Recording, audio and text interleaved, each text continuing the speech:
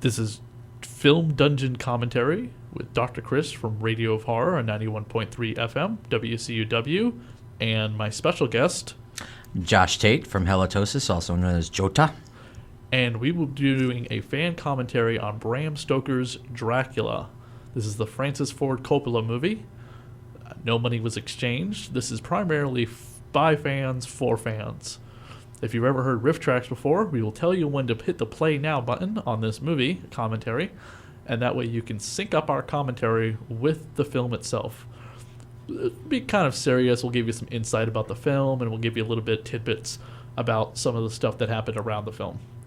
So as you see the woman holding the torch above her head, coming up on the screen, hit pause immediately, so your counter should say 0001. And then as soon as I say play now, hit the play button on your DVD or Blu-ray, or if you're watching it on Netflix or Hulu, however you're watching it, the intro should be the same, because those are studio logos, so those will always be in the front of the movie, no matter who's putting it out. So make sure you're at the actual titles, the studio logo screen. I think that's what it's called. Studio logo. That's studio logo. And we will begin now. Play now.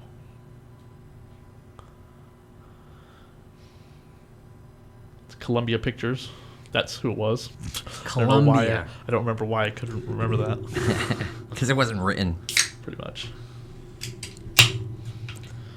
And we are definitely... We're, of course, snacking on some awesome food here while we're doing this. So that's what we just heard in the background. Yeah, can we give a plug to that place? Because they've got some good food. They didn't pay into this. Yeah. Pay more, and maybe we'll mention your name on the radio. So this is old school Transylvania. I love how, like, every aspect of this is very reminiscent of an older film. And I guess I read that Francis Ford Coppola tried very hard to keep it without computer graphics. Definitely. Well, there wasn't a lot of use of computer graphics when this film came out. This film came out... It was 92? Yeah, I believe so. Yeah, there he is, the man, Gary Oldman. 1992. And then, of course, you have... What is with that suit he's wearing? It's kind of goofy, but if you ran into him into a dark alley, you would probably have some fecal matter. You'd shit your pants. Yeah. Yes. I think it's kind of strange that Anthony Hopkins, the narrator, also plays the priest that damns him. Right, yep. And then plays Abraham Van Helsing. I think the idea, the aspect of reincarnation is pushed in this a lot. Oh, yeah. And they're just a really odd couple of actors to be pairing together, Winona Ryder and Gary Oldman. I mean, it's just, I've always thought that to be very strange. It's weird. I love the music. Yeah, the music, the sounds to this are awesome. I had a chance to pick up the soundtrack at Jelly's in Worcester. Mm-hmm. It's like $10.95. I might pick that up next week. It's so good. Yeah, I definitely will. The music was conducted by some Wojciech Kylar. I butchered that like you wouldn't believe. Wojciech. Oh, he died in December of last year. Really? I could have had him on the show. Fallen soldier. He was born in 1932 in the Ukraine. Elizabeth. But he worked on a ton of foreign films. I mean, I can't pronounce a single film under his title other than Bram Stoker's Dracula. Oh, he worked on The Ninth Gate. Remember that movie? Oh, I love that. Roman Polanski. That's honestly one of my other favorite movies. I have two. This one and... What's funny is that movie is based on a book called The Cafe of Saint Dumas, and it's about a guy who tries to find the lost manuscript for the Three Musketeers. Oh, really? Nothing to do with the satanic. No, the character is the same, but everything else is completely different. Really? He's trying to find it for like an old man who's a book collector and stuff like that. Like Johnny Depp is in this movie. I love the movie too, but man, you got to read the book. It's completely different. Really? Okay. Yeah. I think the reason why Coppola made this movie is because he wanted a Dracula movie that was like just like the book as much as he could possibly do it, and he does too. Yeah, he nails it. For one thing, in the original, it opens up with Renfield going to the castle.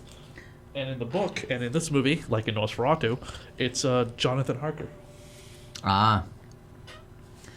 I love how Tom Waits plays Renfield. Like, what a perfect guy to make into a crazy, wild-haired person. Oh, that's much better. I love all these shots where they'll have a centerpiece and then they'll show another piece of film within it.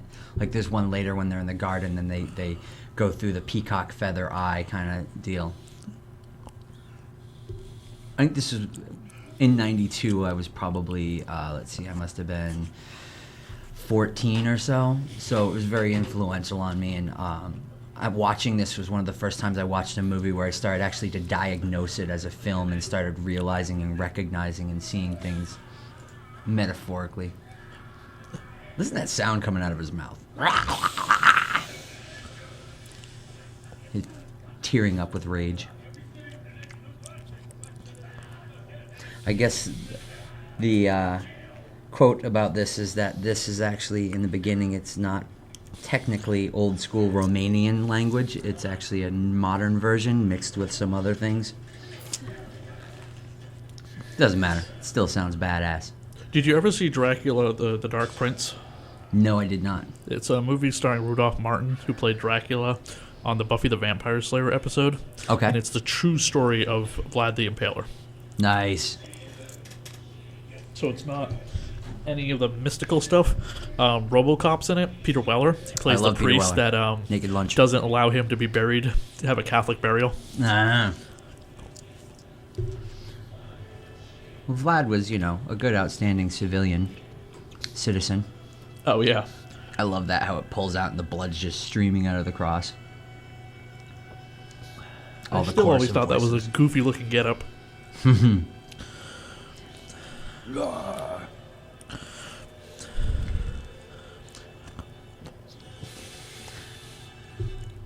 I'm not sure, but within my opinion, my scale of time, like this solidified Gary Oldman as like one of the best actors ever. Yeah.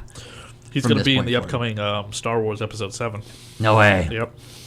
A lot of people are like, Jesus Christ, they're really bringing a great caliber of great actor to that movie. Yeah. Carfax District Lunatic Asylum. Renfield. I love Tom Waits. I think he came out with Bone Machine right around the time that this was released, which is my favorite album of his because it's just such a creepy and atmospheric album. What band was he with again? He just does his own thing. Oh, that's right. Yeah. Solo artist. Oh, man. Orange chicken.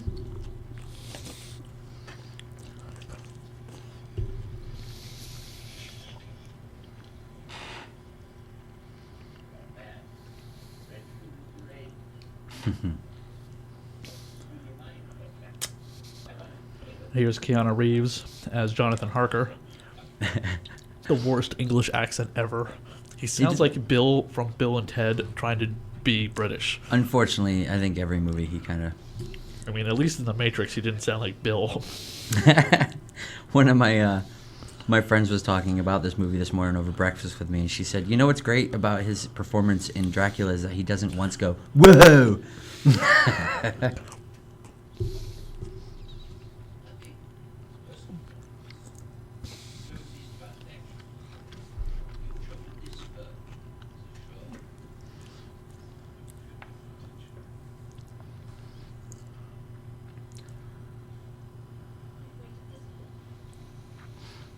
I think the problem with this movie I had originally was there were so many huge actors in it, and they're all kind of pretty big still. I mean, Gary Oldman's still pretty big, and so is Anthony Hopkins, and Keanu Reeves is in and out, and I haven't seen Winona Ryder do anything since Black Swan. But it just, I think that took away from, like, the story of Dracula itself. Yeah. The star power of it was a little too much. Dario Argento just did a Dracula 3D movie, the Rutger Hauer playing. Rutger Hauer was Van Helsing. Oh, nice. And Dracula, is played by the same actor who plays Van Helsing on the television series Dracula, which stars John Rhys Meyers as the Count. The Count? A one, a two. All that stuff. That's just a great shot. The colors they use in this movie, it's just bathed in atmosphere from beginning to end. Yeah. And they definitely take a lot of the excerpts from the book or whatever when they're jumping back between the different characters narrating the story. Jonathan, Mina, Van Helsing, they're all going to be doing voiceovers in the movie. Hmm.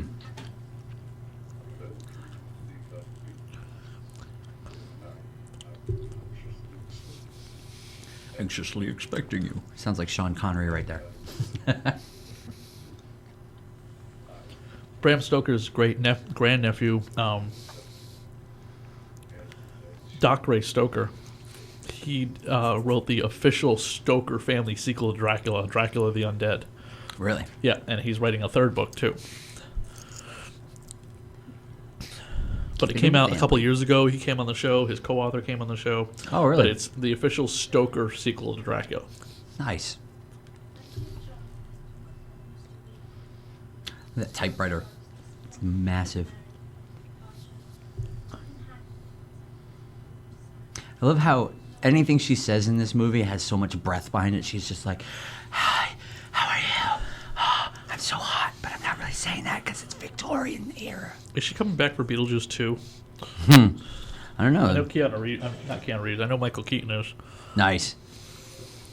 I don't know if there's anything nice about the fact they're making Beetlejuice 2 so many years later. I just like Michael Keaton. He should do another Batman. He should do Batman, what is it, Batman Returns? The Dark Knight Returns. Where he's all old. Oh, he was in that awful remake of RoboCop. I did not see it.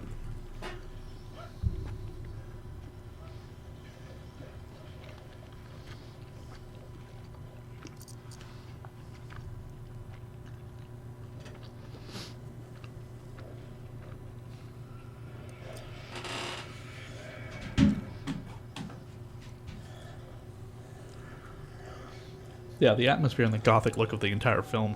Ah.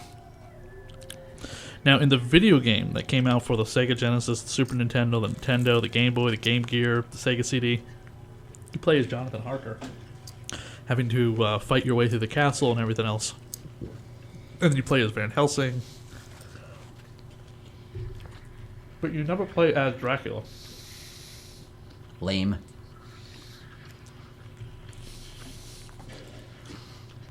They do so many cool trick shots in this. Like that one where they lift him up and put him into the the carriage with the arm, and then later on when Mina and Dracula meet on the street, and she drops her bottle of whatever it is, and he has his hand down like right near the ground, and then suddenly you see it lifted out at the top.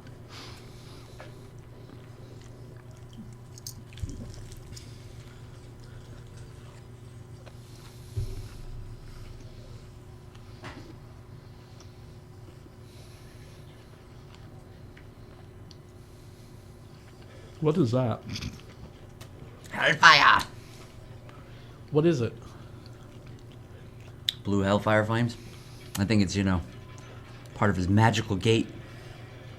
It's just in that one little circle, not extending anywhere else. Well, security systems weren't what they are nowadays.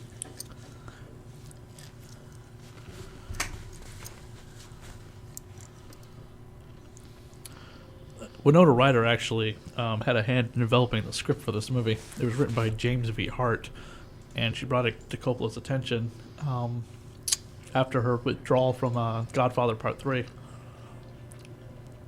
Hart had just gotten done doing Hook, the movie about the grown-up Peter Pan. Love that and then movie. he went on to do like Frankenstein, Muppet Treasure Island, That's Laura no. Croft. We should talk about that. And then in his newest movie coming out is Epic. Oh, it did come out already. Epic, yeah. It came out last year. That was actually fairly decent. So that was kind of interesting that he's actually had a pretty good career of screenplays throughout the time. The one thing Coppola really wanted to do is spend a lot of money on the costumes to make it look truly authentic to the time period. Nowadays, with so much computer graphics and everything, it's kind of, remarkable to look back and just look on a movie that they really did just spend a lot of time and money on creating such a lavish set. And anytime Gary Oldman is talking in this movie, I'm just like, oh, it sounds cool. He adds consonants and different kinds of sounds, but it works.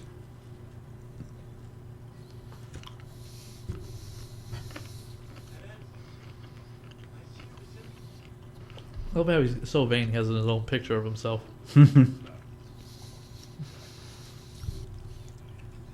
They need to do, some information on what Dracula is doing between the time he became a vampire and this taking place. Because there's a lot of, did he leave the castle? Did he go to Bermuda? Why is he so old? Yeah. He looks young when he starts feasting on the young women. So, is there something going on there? Yeah.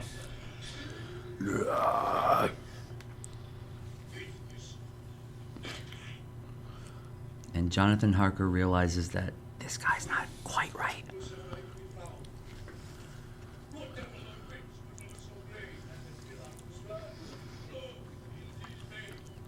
Rose. Yeah, the biggest problem with the whole movie, a lot of people think, is Jonathan Harker being played by Keanu Reeves. Yeah. Oh, he's a cutter.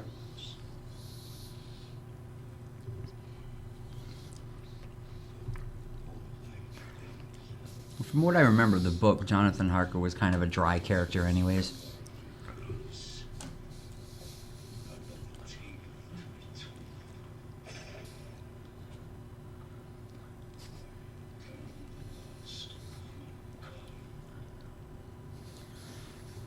They should do like they do with Rocky Horror Picture Show. Yeah. And people should just read these lines on stage. Well, See how closely you can nail it. what they do with the Rocky Horror Picture Show, though, is like shadow casting. So they wouldn't quite have any lines. That's true. I guess I just want to walk around reciting things from this. Like I said, when I was a kid, this movie, I took things from it all the time. Tried to romance the ladies. Mm-hmm. The Simpsons parodied this whole movie.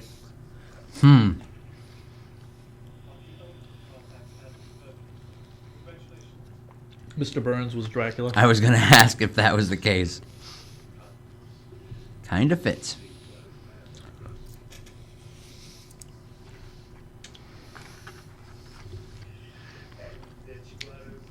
And it was called Bart Simpson's Dracula.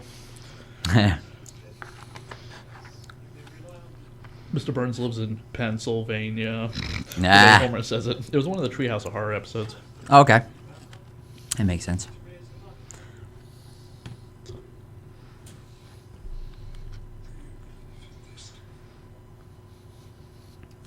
Then a couple years later, Leslie Nielsen did it. Oh, yeah. I forgot all about that. And then, of course, you have didn't Eddie Murphy do, like, a Dracula version? Mm-hmm. Directed by Wes Craven. Really? Yeah.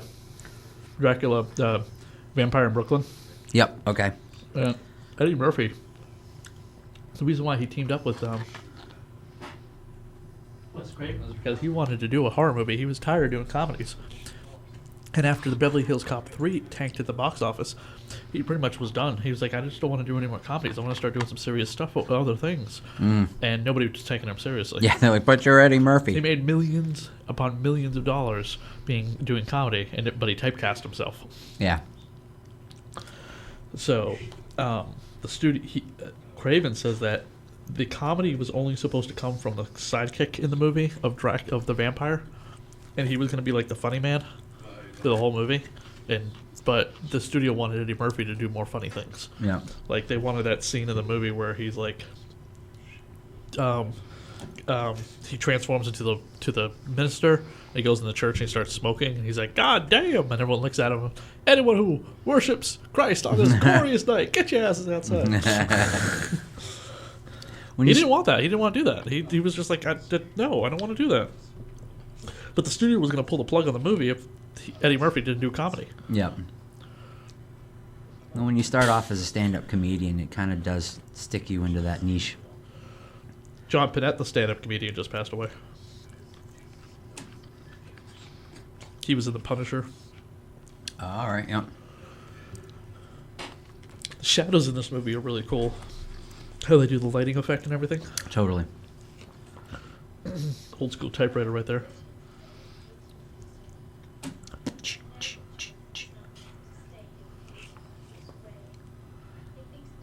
I love it that a school teacher is friends with such regal people. When did they stop calling school teachers mistresses?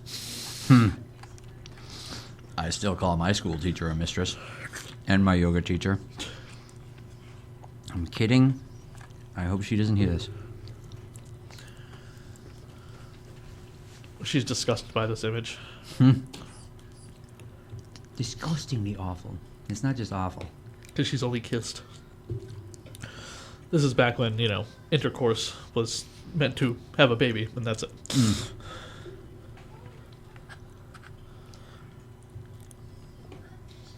Now, Lucy is gorgeous, but she's buried later on in the movie. Like, this horrible-looking outfit. Yeah, it's a little over the top. But it works well when they cut her head off. Spoiler. This is where she talks about the guy whose dick she sucked last night. She's like, I had sex with an ape last night. She had sex with something because she's, like, explaining it to Mina. Mina's like, oh, my God, you're a whore. She's a red-haired slut. Which happened to be one of my favorite things in life.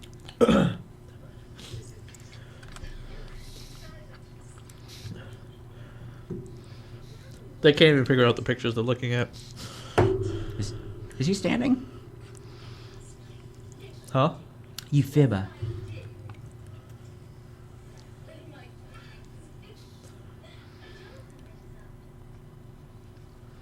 Oh, we've only ever kissed before. Okay, Winona Ryder's dress is like this thing that just sucks in her waist and gives her this bust line that she does not have. If you see her in other movies at this time, she's... Well, yeah, I heard that the only money actually spent on computer graphics was to make her bust look bigger. I'm kidding, but...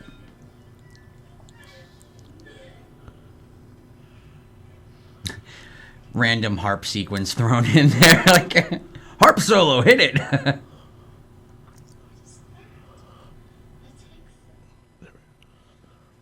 See, now her hair looks actually pretty cool. The wild ravenous of her hair is ridiculous.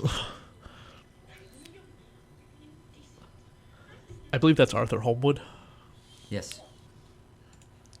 Or, no, that's the Texan. Homewood's the one she marries, right?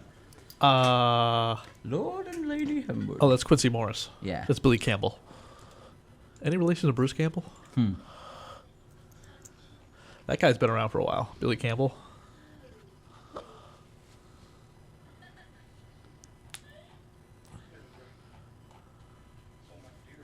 He's on The Killing, which just ended. And he was in Killing Lincoln. Dope.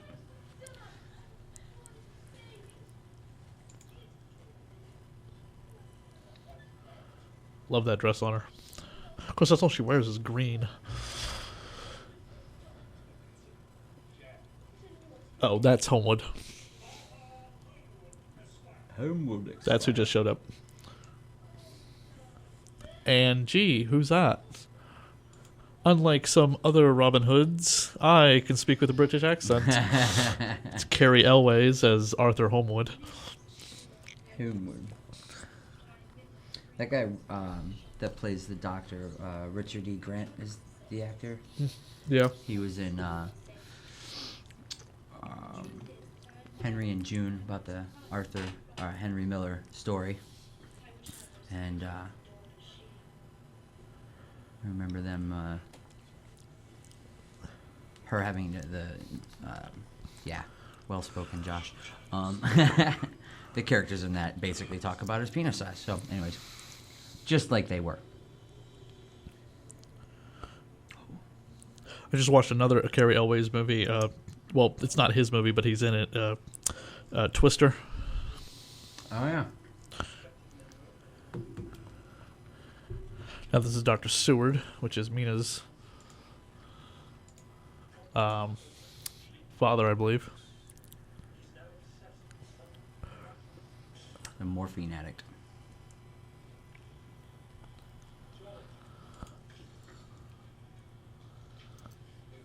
Oh yeah, he runs the asylum. This is Richard Grant, another distinguished actor.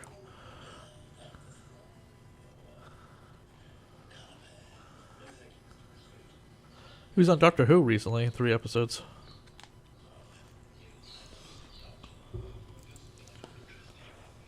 That's why I was like, gee, where did I just see Richard Grant? Yeah, he was on Doctor Who. He's one of those actors that tends to be in a lot of things.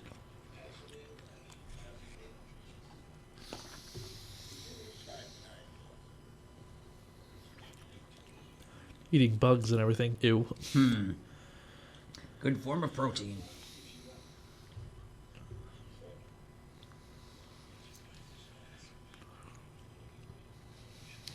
Tom Waits was in Mystery Men, wasn't he?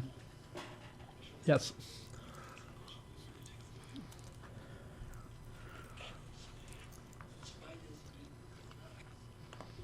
For a while there, I thought that was Ron Perlman. I never really thought about how there is kind of a resemblance outside of stature. Ron Perlman just turned 64 years old today. Did he? Yeah. Well, happy birthday to him. They just stuck all of his TV show, Beauty and the Beast, on Netflix. I was just going to mention that's I fine. haven't seen that in so many years. I totally got to binge watch the Beauty and the Beast with Linda Hamilton, Really? who was just in a movie called The Bermuda Tentacles. Is that a Japanese movie? Kidding.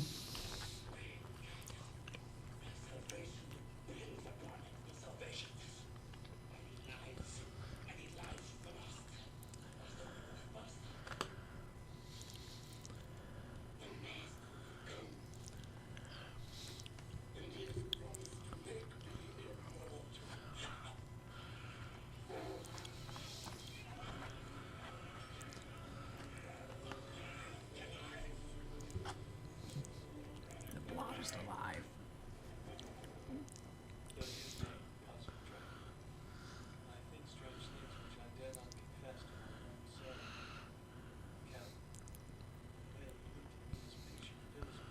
Oh my god, every time he talks in this movie, it's just agonizing. It's funny that he's somehow just cruised through life getting role after role after role. Yeah, he just did that 47 Ronin movie. That was awful, I heard. I didn't even see it. Me neither.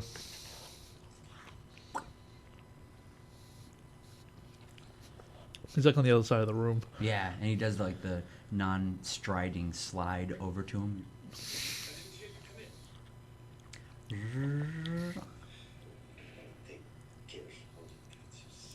Take care. When in the Liam Neeson movie, he yells at his brides to stop doing that. You can hear him clopping across the floor. He also takes his headpiece off when he greets Renfield, because it's kind of a parody of the Bram of the original Dracula in this one. So he has the headpiece he takes off, puts it on the mantle.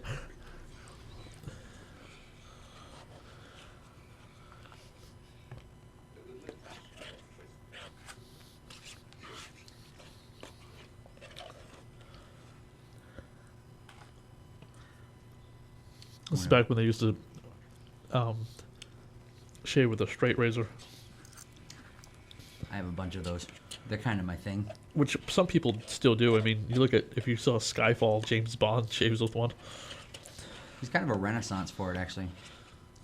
What, shaving with a straight razor? Yeah. I couldn't imagine doing that. I'm afraid I'd slit my freaking throat. Yeah, you know. You tend to be very careful when you're doing it. Super aware. I would not want that guy shaving me, however.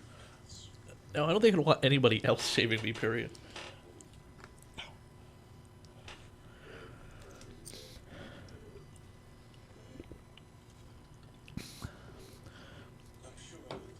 The subtext of this movie is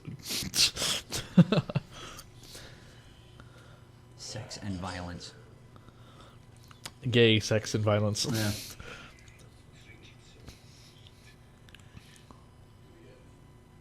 One of the most classic lines from all Dracula movies is coming up about the wolves. Yeah, I was kind of surprised they still kept that in this one too. How can you take it out?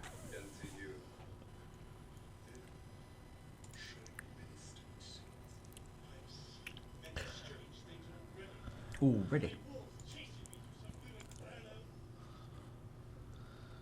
Speaking of. Ah.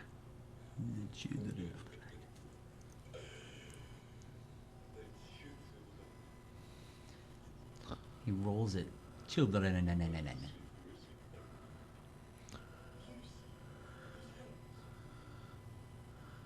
Dude, you don't have to stay there. You know, you could leave at any time.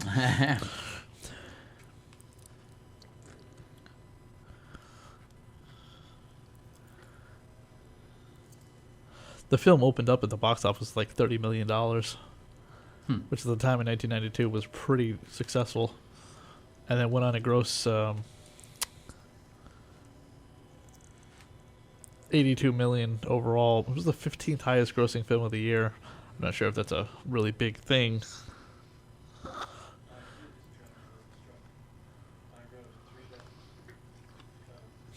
What's funny is there's a novelization of the film, and the film is based on a book. Right. Cart before the horse, something like that. There was a movie called Bram Stoker's Dracula in 1973 that actually took the Vlad the Impaler love mythos, added it to the vampire part. So you could say Coppola remade another film. Well, I was kind of wondering when you watch this, it kind of looks like a cinematographic ode. You know, like it's so stylistic. I kind of wonder if he's throwing back to some degree to that 74 or 73 film of Bram Stoker's Dracula.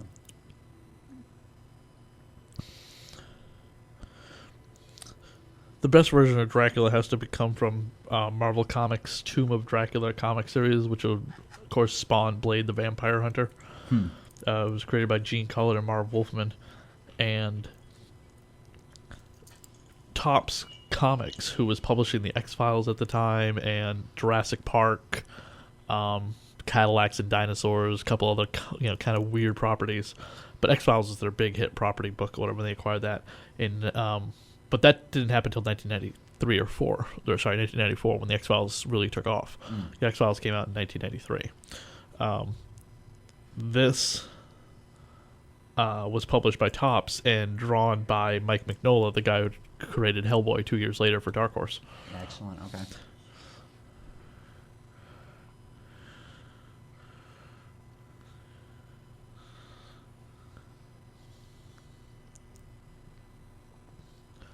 Now he's hearing voices, staring into blackness. Yeah, they say be careful of the water in Romania. You can take like Dracula tours through Romania and stuff. Yeah, I think there's an Anthony Bourdain episode where he actually goes to the supposed castle.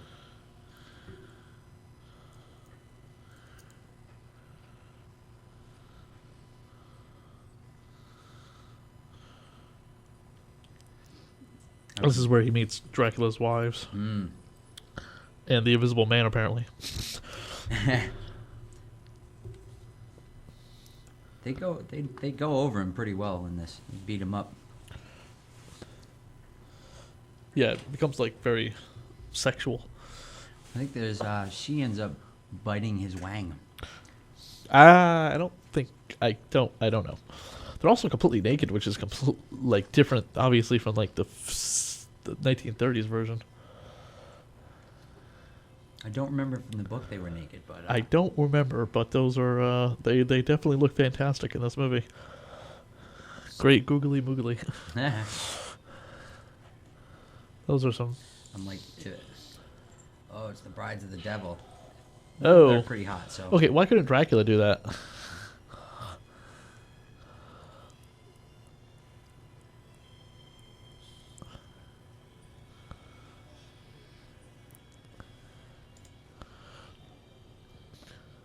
Yeah, she bites him. Because I was actually watching this the other night with my mom, and she was like, "I'm going to bed." I'm like, okay. This is not a movie I'd watch with my mom. Yeah, you know. I forgot.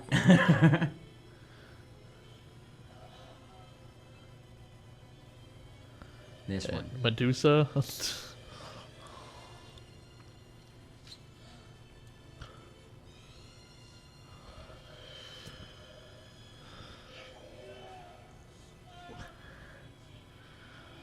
Yeah, I'm pretty sure she was taking blood right from the snake there. I don't know. I don't know.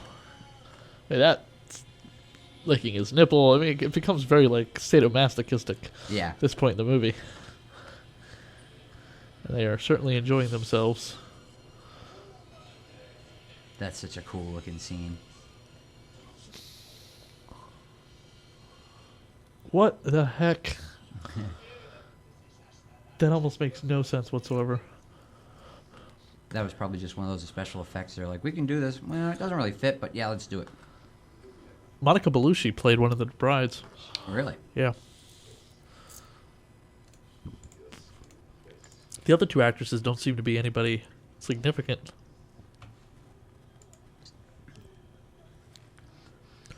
In fact, one of them is a model, I'm assuming, because this is the only credit underneath her. Huh. And the other one, same thing. Only credit on their IMDb is that one thing. They're both models, so they probably... I mean, Really? that's all they were needed for. Yeah, they're like, just look pretty. And then, of course, Dracula just gave him the baby. Yeah. That's a lot of people find that scene incredibly disturbing. Yeah, I can see where that would be. Because they But were it just definitely like, brings home the point. here's a baby. Eat the baby. Well, later on, when Lucy's has been turned and they're in the crypt, she has a young child that she drags down the stairs. Oh, yeah, that's true. It's, you know, kind of like eating a young cow or something. I don't know. Maybe it tastes better. What's funny is my girlfriend reminds me a lot of Lucy. She has pictures of her online with Lucy's like wild hair because Really? she's Good for completely you. redhead. Right on the head.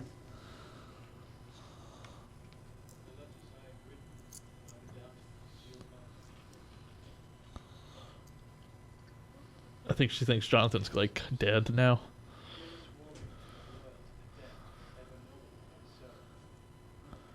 And Dracula starts his little Spider-Man thing where he's like climbing the walls. Oh, yeah. I think that was, yeah. That would be a good cue. Things are amiss.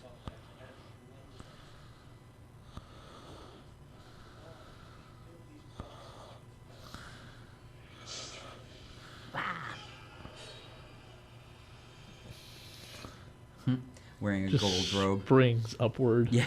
He was like, I just wanted to try this on and see how it'd look in London. What is he, the golden child all of a sudden? Oh my god, I've only known this man for 5 minutes. She just He's wants definitely to going to be able to tell I am completely broken downstairs. get...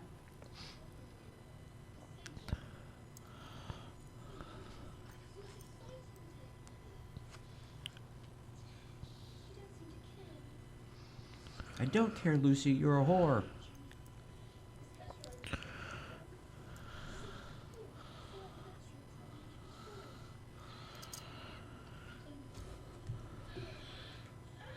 It's raining. How sensual. Oh my god! I've never felt the rain before. Let's run around and then kiss. I never understood that giant thing on the back of her. Like, how the heck do you sit down wearing that? Stock footage. Yeah. The Demeter. I wonder where that ship name comes from. What's a Demeter, anyways? Of course, Gary Oldman looks fantastic now. He doesn't look old at all. I Not wonder how really. they did that scene. I've always wondered that. They have like a membrane over his face and he's just twisting inside of it. Okay, so Dracula's still on the ship, and then he turns into a wolf coming up soon, right? Yeah. Is he able to watch all of this? Yeah, I believe that, they're kind of saying that He's an eye in the sky. That makes no sense. You see the bar bend when the wolf goes out. See it? Yeah, a little rubber. Yep. Now, is that a real wolf or is that a dog? It looks like a wolf. I'm not really a professional in that. Okay, again, how is Dracula here, but he's the wolf now? Well, you see him turn into the wolf man here.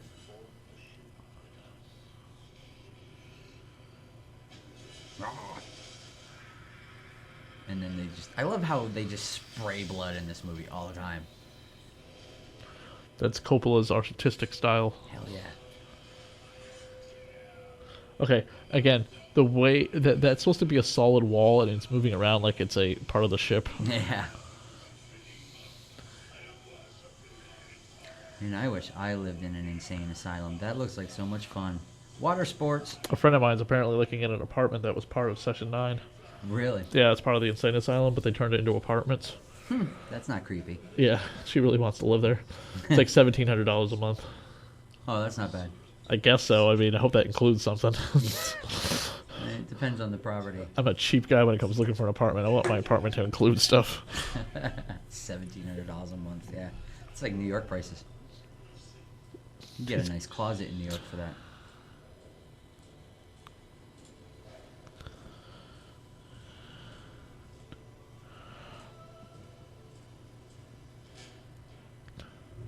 Yeah, soundtrack to this is just...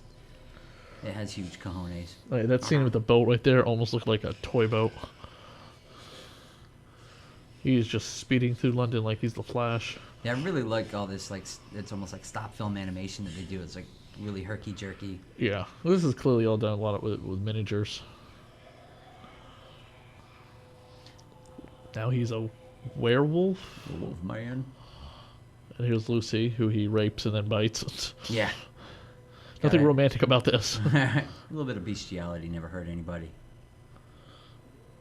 As long as it's a consenting wolf. I don't know what she's supposed to be patting down. Here it comes. Best scene of the movie. Quick, go running into the rain down the steps and you're... Yeah, I don't think she can hear you. Oh, there it is. Bounce, bounce.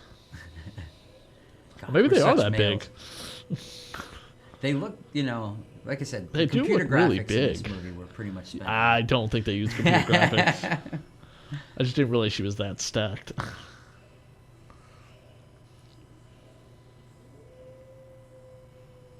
Every other... That's okay. If you listen to the other commentary we've done, called For Trick or Treat, with actress Mel Helflin or whatever, when we get to the scene with the werewolves, the chicks turn into werewolves or whatever, and they're just busting their breasts out left and right. That's all we just started talking about, just how fantastic those breasts look, and she's like totally jealous. She's like, oh my god, I would kill. I have tiny little boobs. I want breasts like that. And I was just like, I'm just listening to her. I like tiny little boobs too, though. So then we'll probably do Pirates or whatever, she said. I was like, yes. So we'll do the Triple X pirate movie as a big, like full-on serious commentary. Lucy. Oh, and she's getting nailed. Oh, yeah. Having sex with, something that looks like a monkey, actually.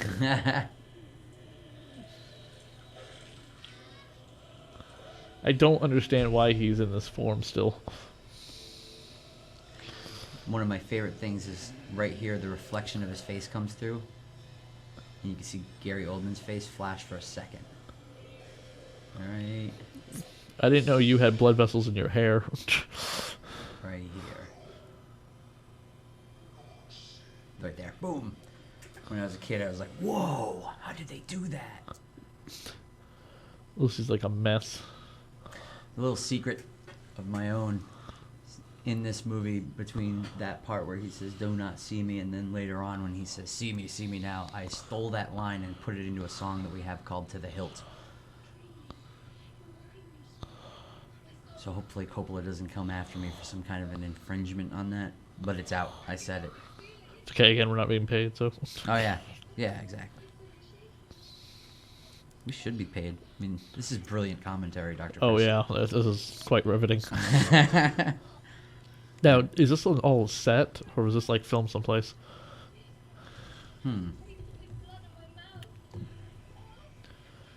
They just walked right past him. They didn't see that It's magic. giant hairy thing. Pay no attention to the man in the wolf suit. The giant hairy thing that just chewed on Lucy.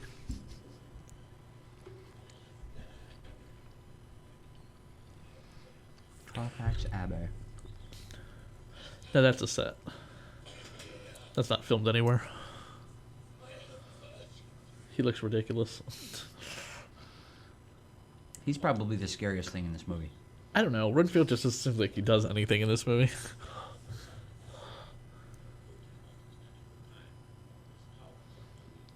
More voiceover by Gary.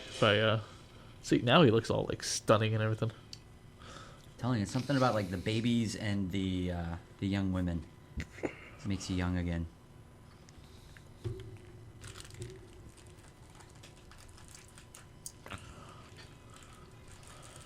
Old school footage of cameras that never existed back then.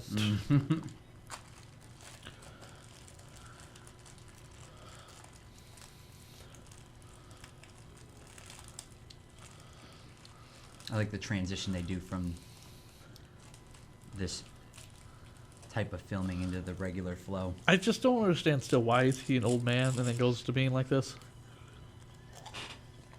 I think it kind of has to. I mean, I always took it as a kind of a mention on the idea that back then, you know, vampires were not the sexy thing that they are in the Twilight sagas and all the, you know, the newer movies where these sultry, seducing things. Back, you know, with Nosferatu, they were completely disgusting and revolting. Their breath smelled. The newspaper's death. like one sheet. Not much going on in London. No sports teams or anything like that. Is that a parking meter? Yeah, right. I didn't think parking meters existed back then. Boom. How did he do that?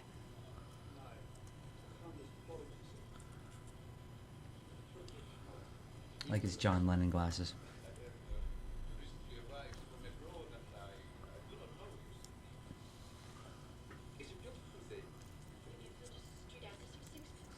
Gary Oldman definitely got in shape for this movie.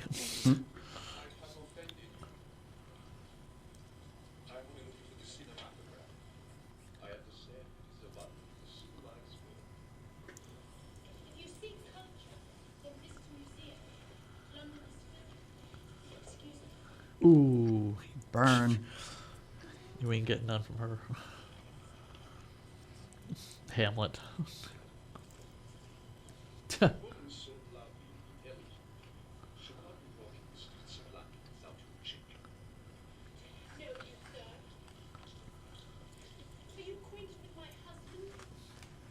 Her accent is just as horrible. At least Gary Oldman's British.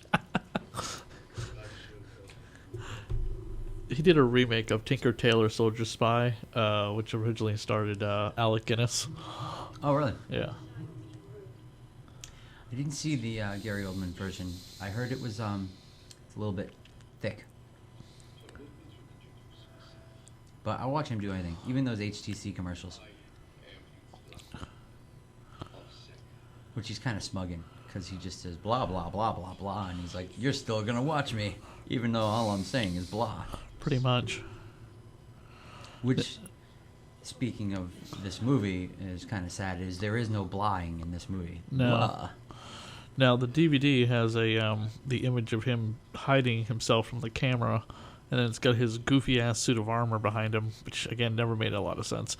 It's like it's all made of leather. I mean, that would be easily pierced by any sword or cannonball being fired at him. This is true. If they had cannonballs back then.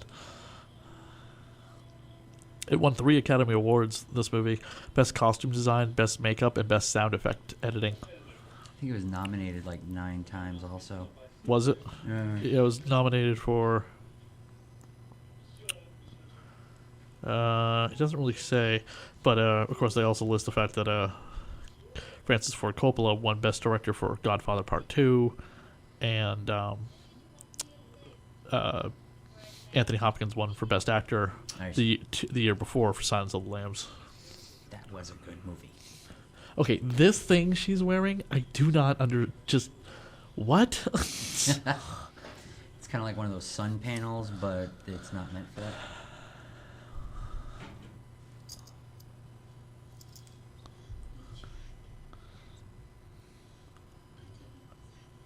I just don't get what the heck is she wearing. It's supposed to stop her from licking her wounds? I mean, seriously, this giant collar thing. It was all the rage.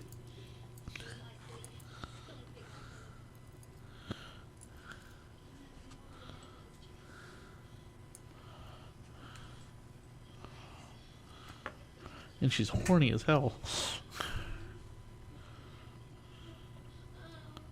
Uh-oh. They definitely cross the line of pain and pleasure in this and kind of mix them together. A little bit. Every time that somebody gets bitten, you hear this bone-crunching sound.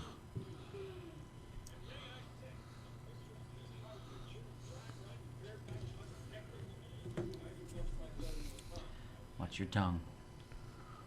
He said bareback. It's risque.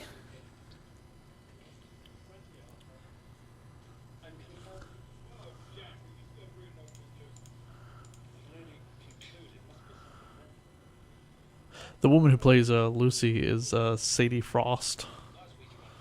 I am not familiar with her.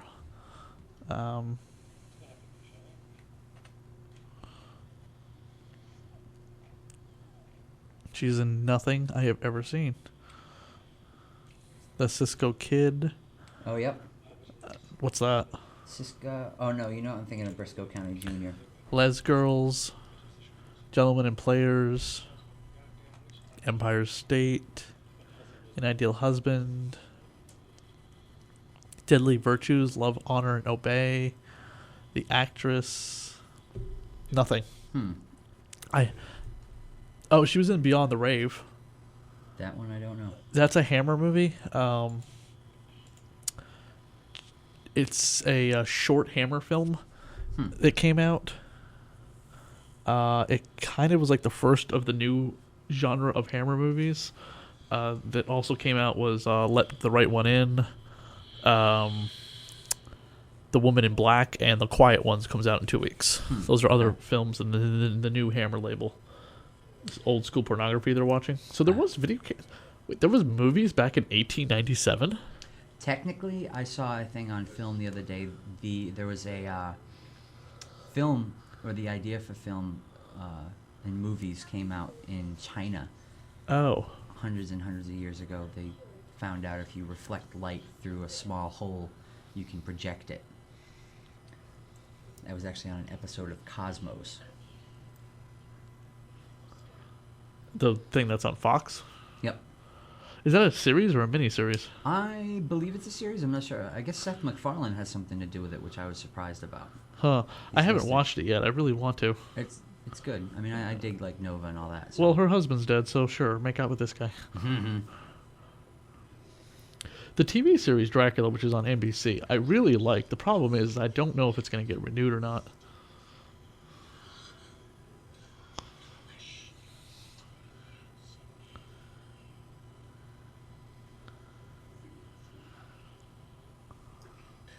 Also, a lot of these women who are showing up naked in the movie definitely have the bodies of women today, or in 1991 when this was filmed, and not of over 100 years ago. Yeah. There's a massive difference. For one thing, they're all really skinny. You know, they're all like supermodels. And clearly, two of Dracula's brides are played by supermodels, and Monica Bellucci is fantastic looking. Back then, women were not that skinny. Yeah. It wasn't like, acceptable to be that skinny. More robust figure. Exactly. In the hips and stuff like that, because it's all about the birthing. Gotta have them birthing hips.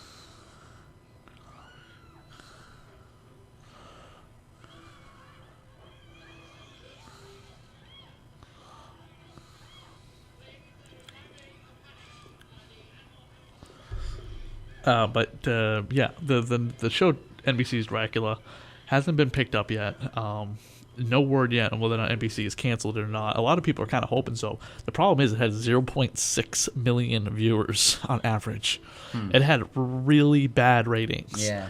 But NBC put a lot of time and effort into it, and it's kind of tiptoeing that fine line. I mean, Hannibal's first season had very bad ratings too, and they renewed it for a second season because the people who watched it were like, renew.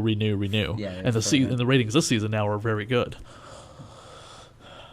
NBC's already canceled like a bunch of other shows, so there's still no word yet on a few other things. But I mean, this new version of Dracula, and there's like another Dracula movie coming out in theaters, and there was a Dracula directed DVD movie, and then Dario Argento just had a Dracula 3D movie, and it's like, I guess we're just gonna do whatever we can with the character. They're humping the vampire theme so much. It's never gonna go away. No. I mean, people might get tired of it, but if you can come up with something new or fresh, people will watch it. It's usually the best way to do things is new take on an old favorite. Pretty much. Kind of like the humping zombie movie, Morningwood. Oh, plug, short. This movie has 2 hours left. Really? I cannot believe this movie is this long. Yet it flies. No, it's not. I'm probably reading the counter wrong. It's 127 minutes, so we probably have like an hour left, maybe. Yeah, it looks like it's about halfway through. Okay, because 120 minutes is 2 hours and 7 minutes. You're right.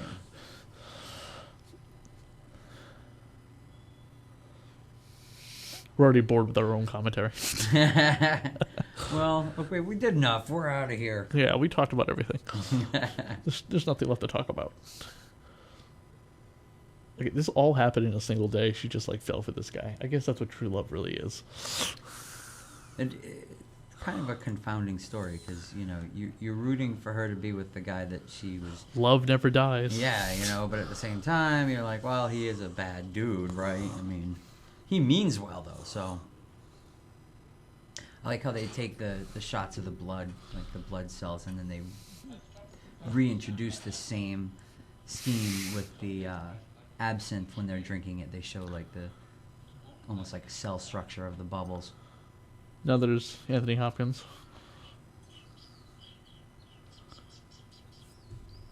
They've been showing these bats on Facebook. They're like the size of like a quarter. They're little micro bats. I was just like, I want one of those. Yeah. Put it in my pocket.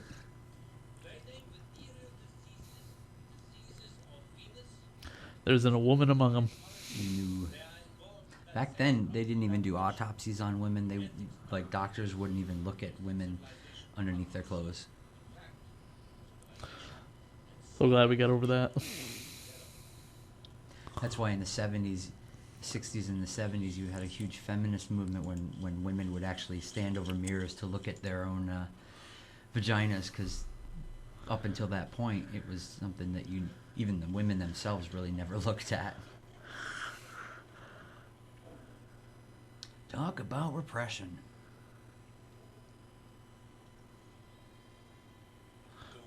I was going to say, where are we? Oh, yeah, this is Dracula's castle again. Yeah. Back to Jonathan Romania. Harker is tied up, getting ravaged. He's like an hors d'oeuvre. We're just grazing. Pretty much.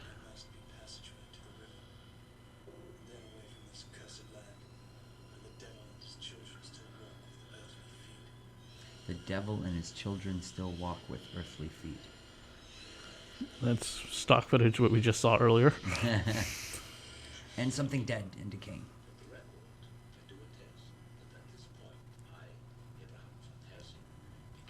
All right, now this shot looks like the outside of The Exorcist, where Father Marin shows up. Ah, good call.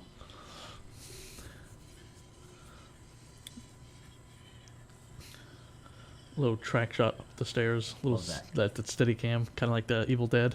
So they're just basically ripping off like Sam Raimi. It's a homage. Lucy is sitting there having an orgasm. I now see why I liked this so much as a teenager.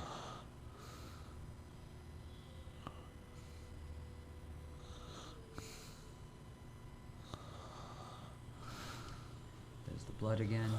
Some interesting little images of blood, considering we would never know what that looks like back in, ye old days.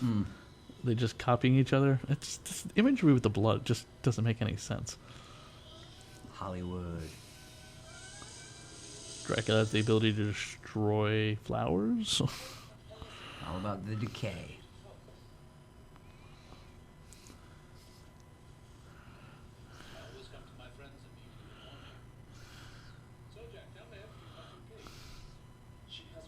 That's kind of a random statement. I always come to my friends in need when they call me. Great, yeah. Well, that's usually why they're calling you. Because you're this world famous doctor. And a weirdo Don't. pervert. By the way, you're smoking going into a sick woman's bedroom, but that's okay. You know, back then they didn't. I love the blood drips. Ha. That's a thought out scene. Is she having an orgasm? I'm pretending that she is. Yeah.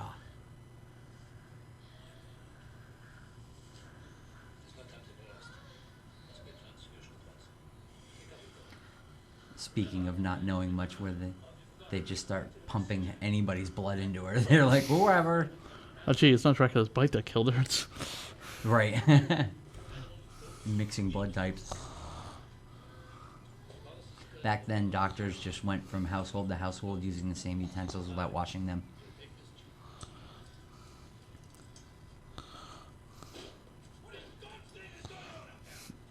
witchcraft and wizardry. Mm-hmm. There's some voodoo stuff.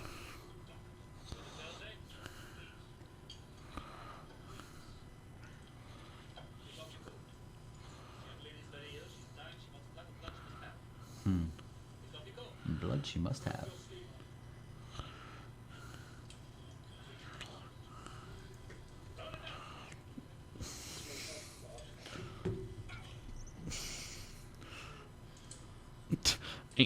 Look at that thing. It's like a bicycle pump. Basically, that's how they pump the blood out. Oh man, can you imagine that just being sucked out of your veins? Yeah. Oh.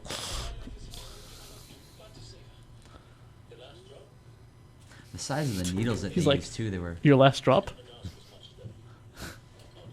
Not yet. You'll need it. She's still orgasming. Yeah, I get it, girl. I mean... I love the sound they use, like...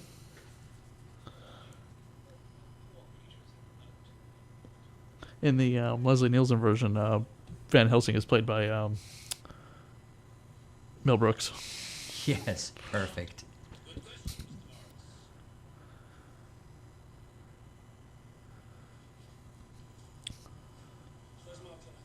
These three who help Van Helsing know more about what's going on than Jonathan Harker does. Harker is still Transylvania.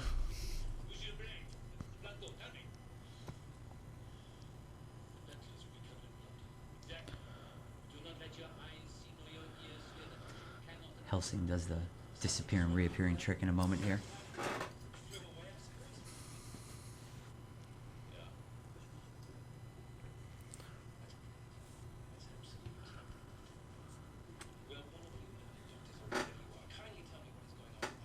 Is that the moonlight reflecting off of him? When it's like supposed to be like this brightly lit at night, is this the moonlight? Because there's no street lights or anything like that. Right. Where'd he go? He's gone. He's a supernatural creature himself. Mm-hmm. They don't tell you. They had that Van Helsing movie starring Hugh Jackman. Mm-hmm. Van Helsing. It was supposed to turn it into a franchise, you know? That's what Hugh Jackman was kind of hoping for. This to be like, okay, I can do Wolverine and I can do this. Yeah. And it tanked after one movie. I actually have some enjoyment in it. It's like a good popcorn action movie. Yeah. And I like if you ever play the Castlevania video game series, it's the closest we'll ever come to a Castlevania movie. I think when they redid Solomon Kane, it reminded me a lot of the Van Helsing movie, but kind of more dark and gritty. There's another series that took Dracula as the main villain, the Castlevania video game franchise.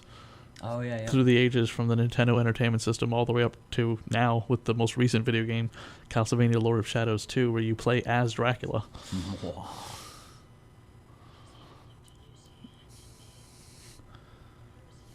I could not imagine living in a dress like that. That would be insane.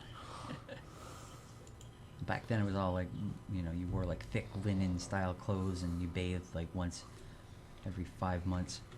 Oh, here we go with the absinthe. And what is that supposed to do? Absinthe is just, well, purportedly there's hallucinogenic effects to it. It is highly alcoholic driven. But they do the, like the blood, but in the greenish yellow color in here. They do the same shot. So I kind of wondered what they were trying to say with this.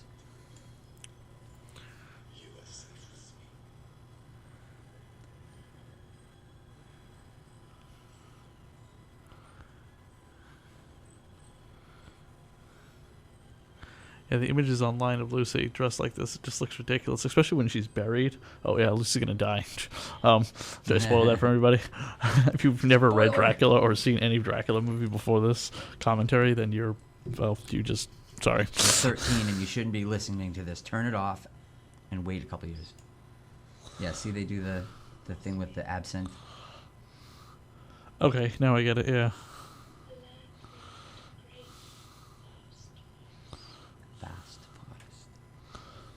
Okay, now see, she actually looks fantastic now.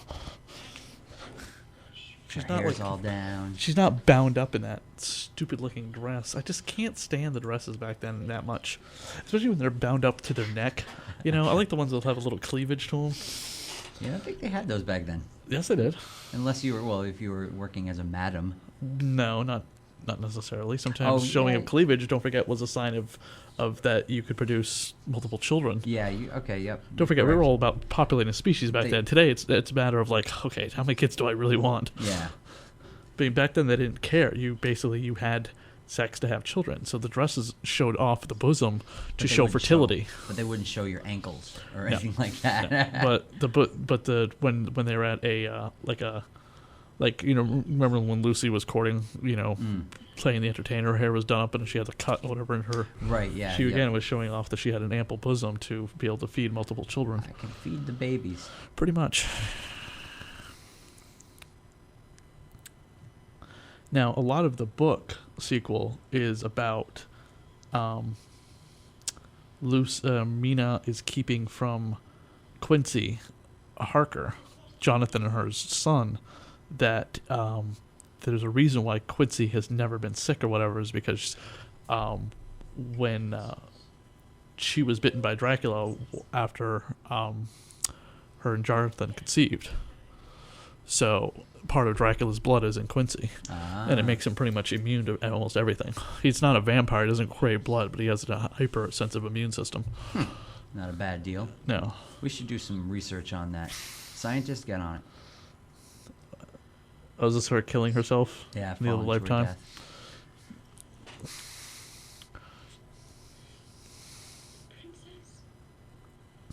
Her open back. At times, the movie is pacing is a bit much.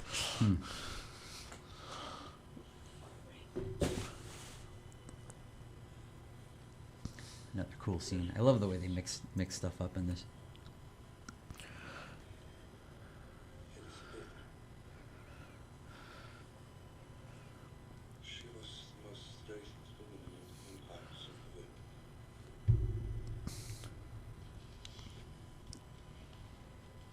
Gary Oldman really had to live up to a strong dialogue sound. You have the old Bela Lugosi. He had a very distinct sound to his voice. So I think Gary Oldman, he got up to the plate on this one. In the recent Dracula series, Jonathan thinks Lucy has cheated on him with Richard Grayson, who is Dracula's American secret identity. And he turns around and then sleeps with Lucy. And then confesses it to Mina that he slept with Lucy after she's like, I didn't sleep with Richard Grayson. But he feels distraught over it. And Dracula feels as though Lucy betrayed her best friend, so then he turns her into a vampire. Lucy eats her own mother. Really? She's like ripping her mother apart and just down and dining on her. And Sordid tale. Harker's approached by the Order of the Dragon to join their order to replace their recent fallen sister, who was a vampire, this blonde, buxom, older woman vampire hunter Dracula killed, who's the main character through most of the series, to become, and they tell him that Richard Grayson is the evil vampire Count Dracula. And that's how the season 1 cut ends. Huh.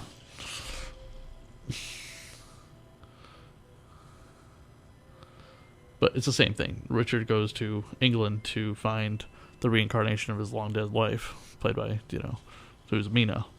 And his Renfield guy is this big former boxing black guy lawyer who Dracula meets on a train, and he defends Dracula when some guys are trying to pick a fight with him, even though they would clearly lose. And he, in the end, after Dracula kills them all, he's like, you didn't have to defend me. I could have taken care of myself, but why did you? And he's like, just felt as though, it wasn't necessary for them to be harassing you. So Dracula puts his hand down to help him up, and they begin their friendship. And Dracula reveals to him all his secrets and everything, and they form a partnership. So he's not his slave, he's his partnership. And he acts as Dracula's manservant, but he is Dracula's confidant. Which is indicative of the times that a black man would be a manservant of a rich American aristocrat. Right. Because it's back during the time slavery had just been abolished. Black men need employment. So, but no, he is Dracula's partner, not his slave in any way. Because I think that'd also be a little bit ridiculous for a modern day show. They made the black man the slave of the vampire lord, even though he's not a slavery. It's his mind slave. No, he's his. They make very clear after like the first or second episode that he is his full confidant and his partner and his best friend. Very PC, yeah. Yes, very PC. And he's able to take care of himself. He like whoops some ass. His walking cane is like a sword. Yeah, classic. He's very, very strong. He nearly gets killed. Dracula risks his life to save him. But he's not a vampire. No. In the Dracula video game for the different systems, you actually have to fight Lucy. It's like a boss battle. Nice. She's a redhead. You gotta watch out. They're fiery. They take you down. Mina.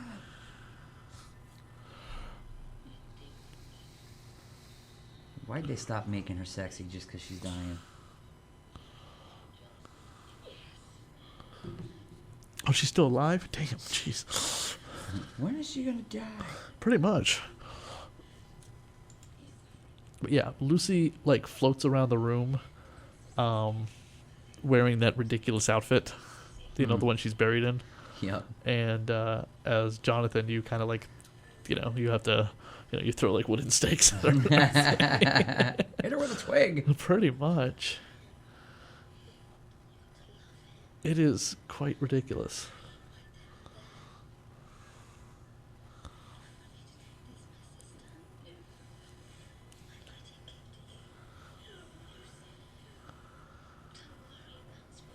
Oh yeah, she's not looking so great. She dead yet? No. She dead yet? No. I don't know. She's still kind of sexy. She's got that pale greenish look going on. I think so. Breath What's funny smells is that like you almond. also fight Renfield, and Renfield's like the size of a house in the game, because he's another boss battle in the game. Yeah. And he's walking around. He looks like almost like the Frankenstein monster, but he's got those striped prison clothes on. Oh yeah. It's the most ridiculous game. Why?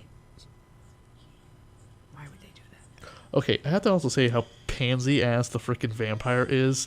Sunlight, garlic, holy water, stakes, crosses, sometimes running water. This all kills a vampire. It's like, Jesus Christ. Paper clips. I mean, what you're supposed to tell me the vampire is this all-powerful creature, but man, he is a pansy when it comes to how you can defeat him. He's fragile. All of that goes back to, weird superstitions and just kind of over time, all this stuff develops into stupidity.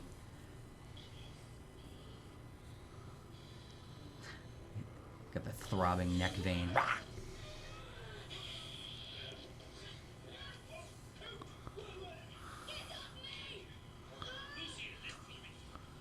She is kind of losing herself. I love how he just tells her to sleep and she calms down. It's amazing hypnosis. Mm-hmm. Oh, her teeth are fine. It's just the way they are in Britain. Yeah. Don't.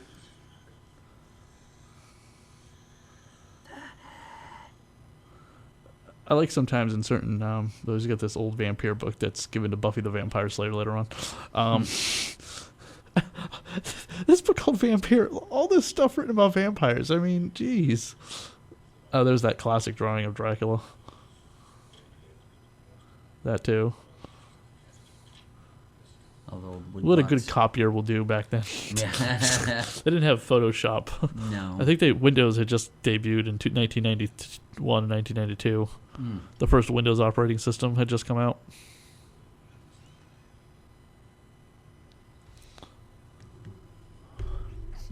Your bill, sir. Yeah. Sir. That absinthe was quite the hefty price. Fine, pay it. Where is he? There's the shadows in the background going on. Yeah, it's quite an interesting restaurant, especially when they show there's like 1 million candles lit in the room. That should have been blood tears. Am I correct? I mean, Yeah, I don't get that at all. So she's gonna go pick up Jonathan. Yeah. She's gonna stay with a low-level real estate agent instead of a prince.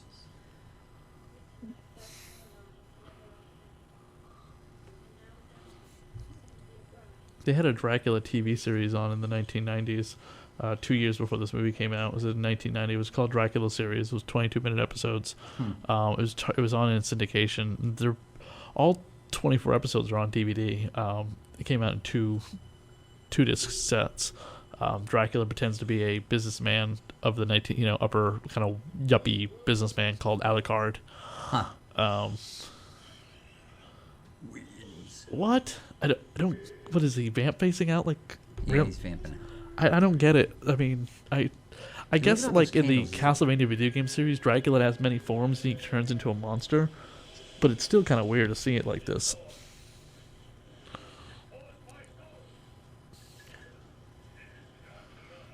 Dracula. I actually want to make a Dracula gender swapped movie, and me and a friend of mine are kind of talking about it right now. I gotta remember to email him. Write that down. What we're gonna do is basically all the characters would be different. Dracula would be Countess Dracula. Lucy and Mina would be men. Arthur and Quincy and so on and so forth would be women. That's an Dracula's interesting brides take. would be Dracula's grooms. His grooms. Her grooms. Van Helsing would be a woman. That you might have a problem with because if you kind of replicate the whole scene of his brides, like taking. Well, we thought about how we're going to be able to do this because there's a lot of stuff in that wouldn't make a lot of sense women doing back then. Yeah. So Them we thought about just gang-banging making it a modern day piece. Yeah. Because there are women lawyers, there are women doctors today. It would make And that's the sense, thing right? about the TV series Dracula is Lucy's still a debutante, but they give Mina something to do in the series. She's a biologist, actually. She's the first mainly because her father is a doctor. So her father got her into school. But a lot of the men still are just like, okay. But she's proving all these theories, including there's some oddball plotline my co-host loves pointing out that she creates a vampire rat using a blood pathogen that she finds.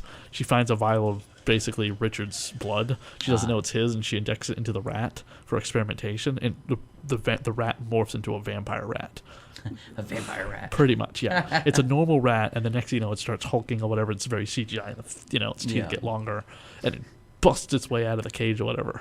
It runs through the city of London. So there's a vampire rat running around the city of London on the TV show. Interesting subplot. Okay, now Lucy's dead. No, she's not dead yet. No, he's Nope, going she's not for dead her. yet. Blah! This poor guy, poor schmuck, didn't even know it hit him. And okay, you have to be responsible because there's a demon from hell coming after your fiance, and you pass out drunk. You may be an alcoholic if you drop the ball on that one.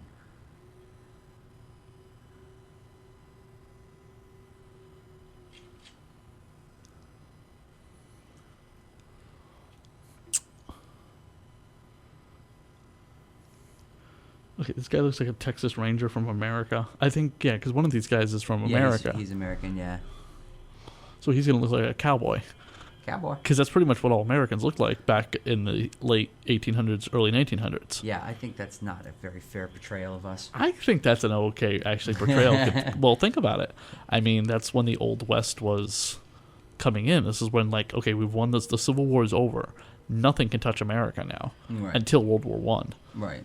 Well, he must have been an aristocratic cowboy, because your average cowboy was not somebody that had the money to travel to London and hang out with some of the elite there. So he must have been a second generation of an oil field.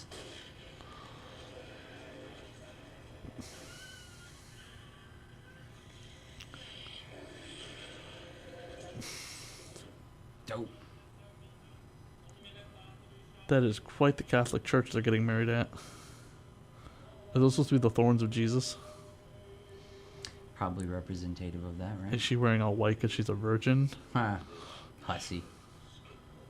Okay, Dracula's old again. Yeah, he's not trying to impress anybody now. He's just pissed. Is this what he's supposed to look like, and he's kind of doing like a mind trick with people to make him look young? I'm thinking. Okay, what is up with his hair? It's all gray. Living dead. For living blood. Ha!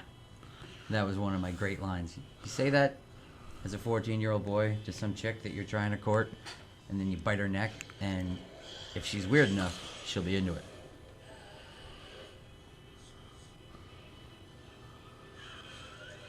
Hear the bone crunching. Every time somebody gets bitten in the neck in this movie, it's a crunching bone.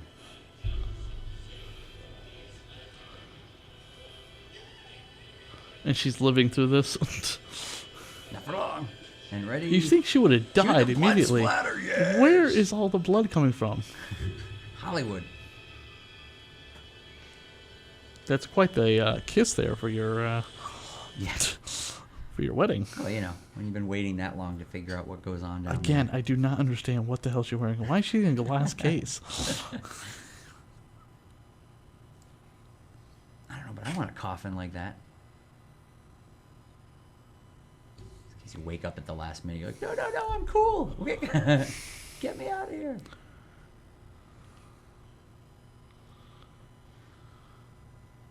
The viewing rooms.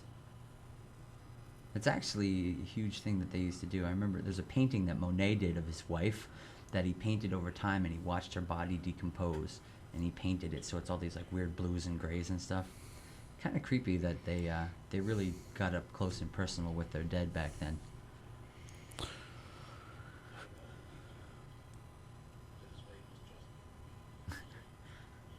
I love his deadpan delivery in this.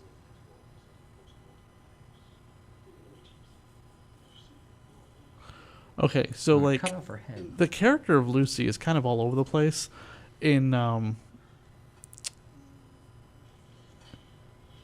She's called Lucy Weston, but in like the Hammer version, she's Lucy Homewood and engaged to Jonathan Harker.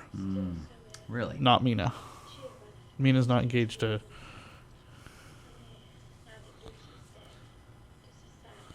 Yeah, that doesn't make a lot of sense.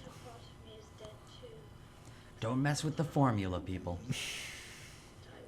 But it's kind of an amaglam between them all sometimes.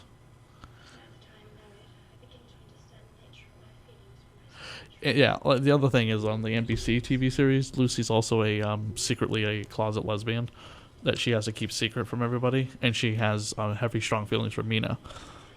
She, in fact, tries to you know, like she begins kissing Mina, whatever, and Mina finds it to be playful, but it becomes more intense. And she pushes her away, like, and then the hands blonde MILF vampire hunter that's on the show, whatever, seduces Lucy in bed, and the two of them have a huge kind of putting their clothes off makeout scene. The show's on at 10 o'clock at night, so really, I'm gonna have to start watching it just because. Well, of that. I don't know if it's gonna get renewed. They only did 10 episodes for the first season, so now they're gonna go and try and find see if Lucy is vampired out and put a stake right in her.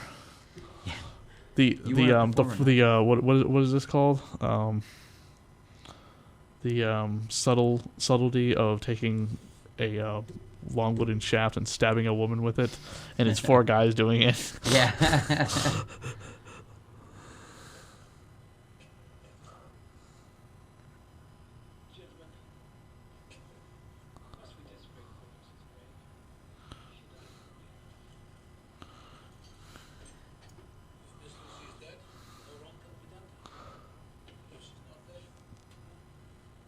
He's like, oh, I do this all the time. Yeah.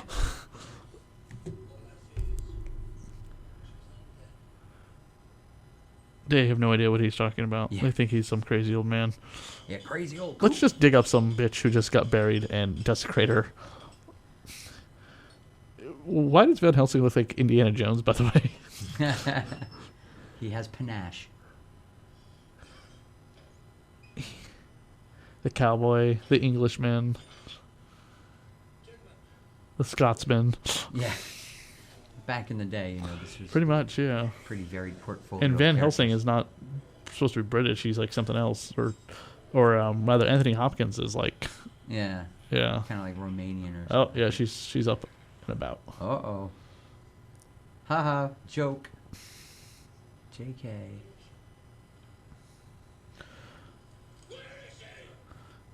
So the viewing body was so that everyone could see her, but they were afraid of like contamination back then, disease. And of course, that's probably the story they had to feed to everybody, that she died of some type of blood disease or something like that. Right. Couldn't say a wolf broke into the room and drank her blood. That might not go over well. Which is funny because they say like tuberculosis and stuff was a lot of the reason that the idea of vampirism came around. I love they have a transition scene that is just classic. It's so disgusting coming up. Oh, here she is. She's just as horny dead as she was when she was alive. I know, what a slut, huh?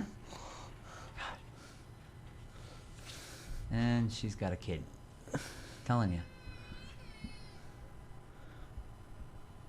Makes you young. Eats baby. That's what the kind of shocker thing is. They use kids in this very much to be killed off, you know? Mm-hmm. Veal. Is that what they're trying to basically show? Just drops it.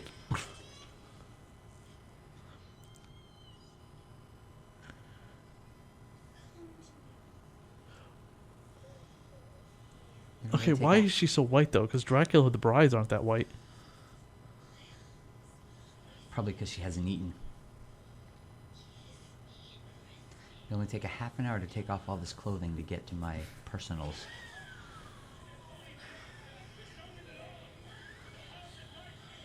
That's all it takes is just that. Mm-hmm.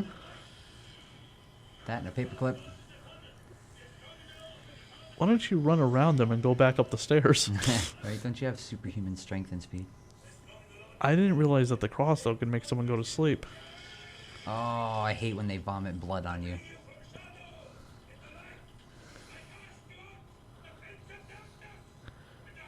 In there was on some auction show they had the cross that lights on fire or whatever. They said it's basically a lighter. You know, Oh, yeah. Yeah, they put, Bic light into it or whatever, so that way they could Butane, flick yeah. it when he sets it on fire. Oh, this is... They do... From this scene to the next one is a brilliant idea of how to present a old-era steakhouse. Just cut off her head. Right there. Oh. That is genius. Thank you, Coppola.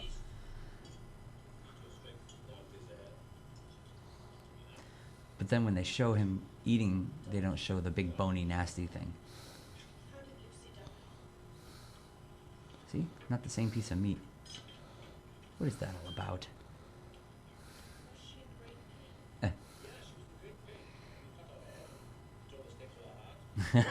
Deadpan. Doctor. This. That is My like incredulous voice. he's so laid back about.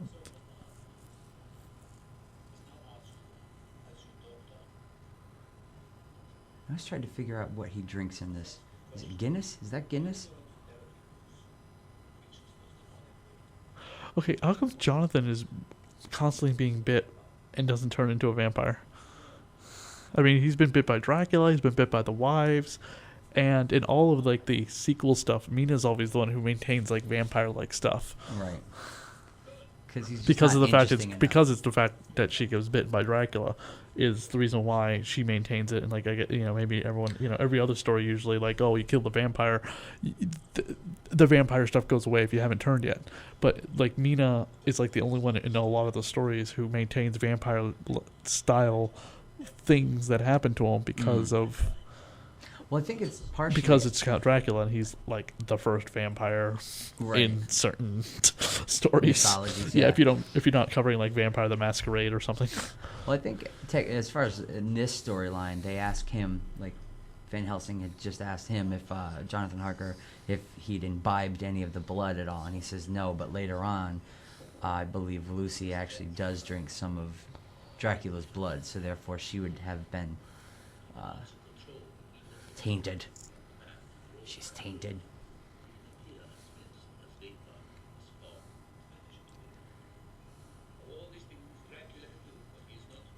All these things Dracula can do.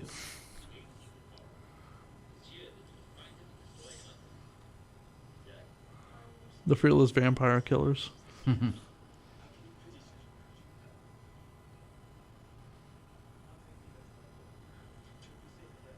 There's Renfield. Yeah.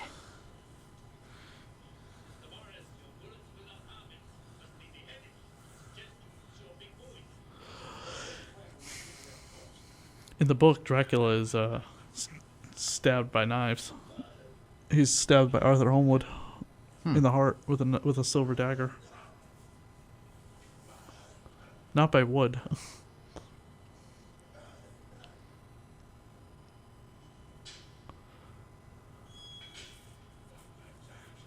Dr. Jack. Tom Waits he sounds like he's always talking. I've never quite understood about locking the woman up in the insane asylum. Yeah. For her own protection. Here, you'll be safe here. I don't think so whatsoever.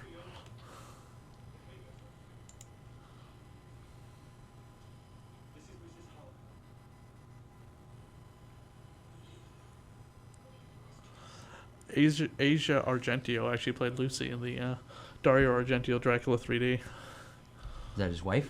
No, it's his daughter. His daughter. Here, I'm going to put you in a compromising position and film it. He cast her in some unusual things sometimes, and in that movie, she gets like her clothes ripped off and she's all naked, and it's just like, dude, it's your daughter. That's kind of strange. He cast her in a lot of movies where she is just being ravaged sometimes, and I'm just very kind of shocked. How very Woody Allen of him. A little bit.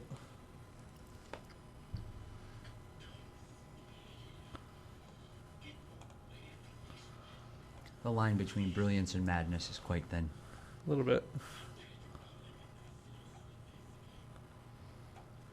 They actually came up with a Dracula little statue that has of Dracula in his werewolf form screwing Lucy. They made that as a statue. She's like this, and nice. He's like and I'm just like, everything in this movie, you made that? Yeah, right. You promised me eternal life. What? Is that a straitjacket? Yeah. That is so unusual.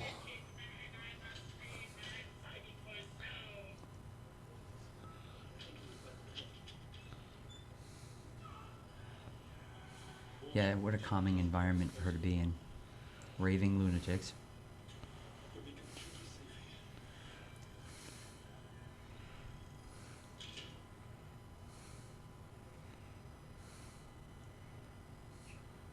You'll be completely safe here, except for you're not. Yeah, it's just the most bizarre thing to lock up a woman in an insane asylum with all these, crazy people, rapists or murderers. They've haven't seen a woman in probably who knows how long. Right. That's really driving bonkers.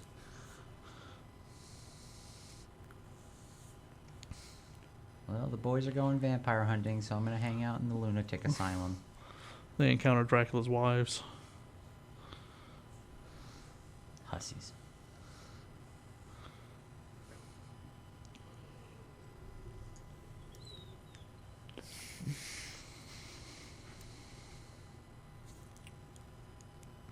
The gothic architecture of this entire movie really stands out.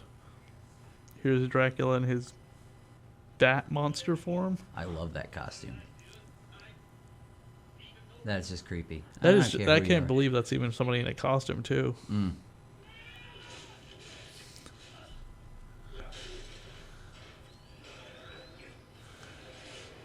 That must have been uncomfortable to wear. A little bit. And here comes the smoke. What the is fog. this? This doesn't make any sense. He can appear as a vapor, as a mist. Is that what he's doing? Yeah. I wonder how they, I've always wondered how they kind of... Why is it green? Well, it'd be Is he boring if it was Slimer from white. Ghostbusters?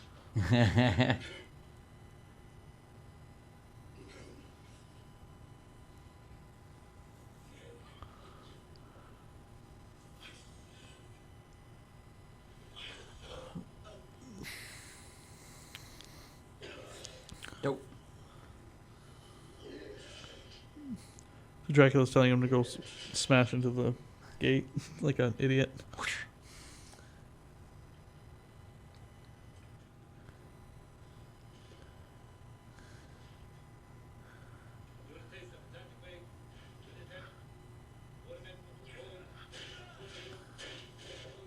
Where are the brides? I think they're probably still back at the castle, right?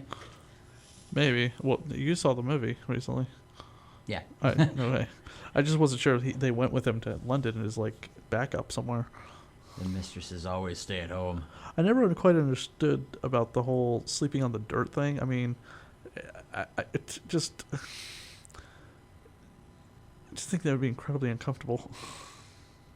Can't be good. Have you ever been touched by the mist? Yeah, go walk in the fog.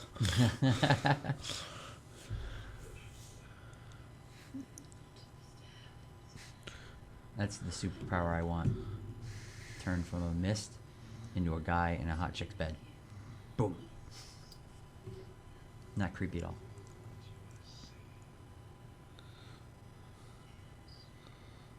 How'd he do that?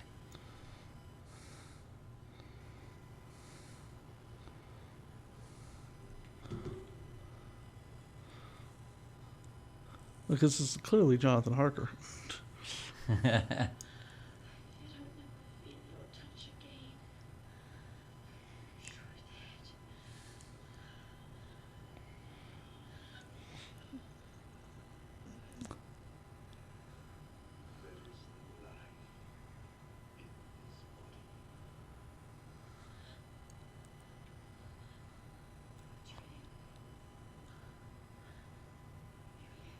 Cheating on your husband.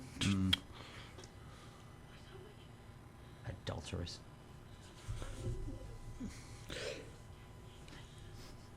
You must tell me. I wonder what they did with Dracula's ridiculous suit of armor later on in life. Like today, if somebody has it or something. Somebody's gotta have it. I would totally dress up like that and just go out. Go out to eat That somewhere. looks ridiculous. A nice restaurant. Walk in with that. It looks so stupid. Let me speak. Oh, here.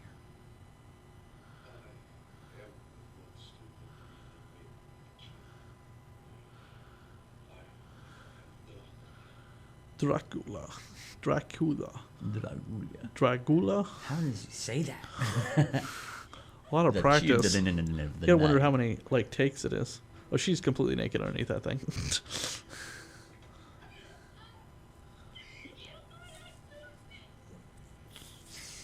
You'll get over it. Yeah, she's like, but I still want to put you in me.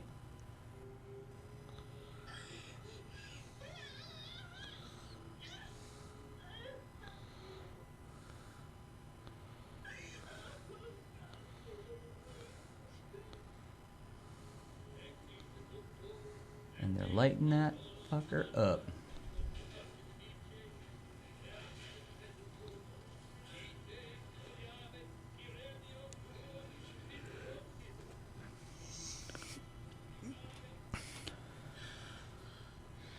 Basically burning everything at Carfax Abbey. It So looked like it was in Dracula's pretty little- bad shape anyways. But Dracula's little place next to Carfax Abbey. Next time, maybe pick someplace a little less conspicuous. you know, I don't think he really thought it out.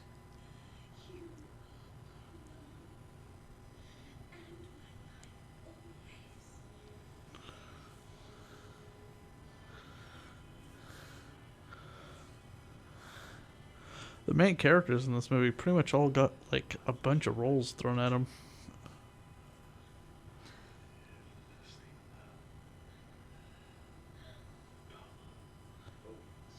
You know, Gary Oldman went on to a lot of different things, and so did Winona Ryder. I don't think. The only thing I remember him being in before this was Sid and Nancy. Ooh, Gary Oldman. Yep.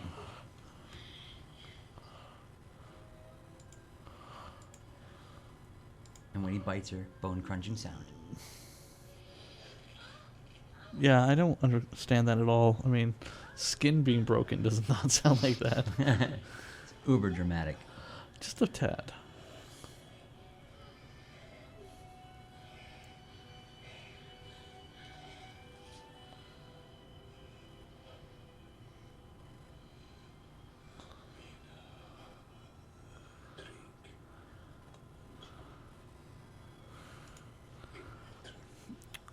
Join me in eternal life.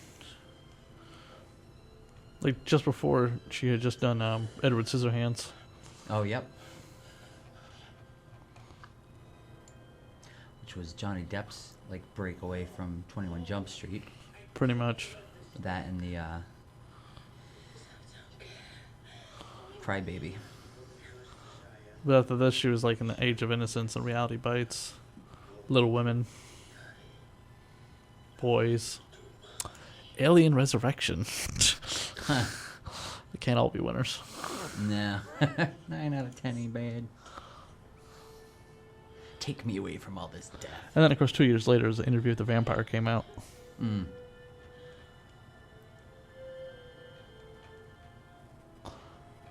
Hollywood realized that they had something on their hands. Time to revive the vampire. And Anthony Hopkins would do Nixon right after this. Really? Nixon came out right after this? In Chaplin.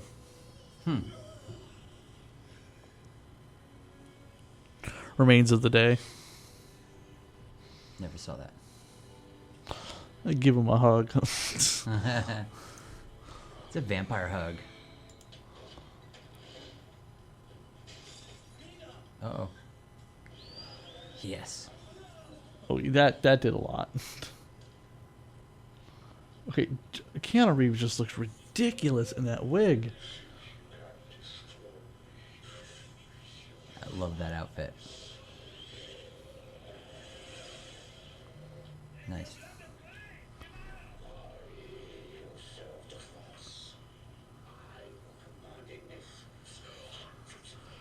Yeah, just look at... Oh, God, Keanu Reeves' hair. I just can't get over it. Don't look. Look away.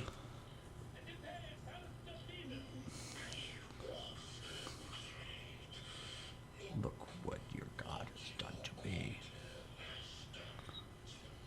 Boom, there's your indictment on religion.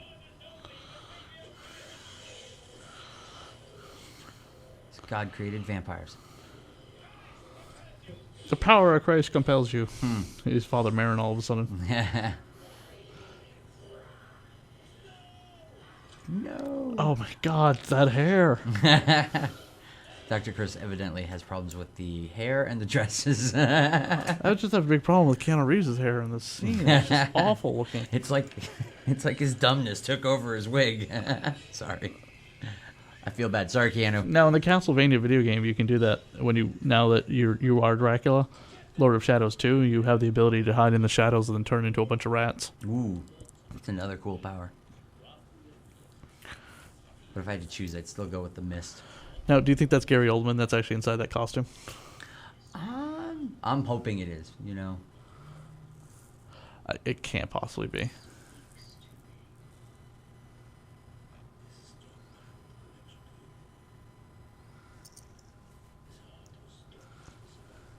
It doesn't seem like it.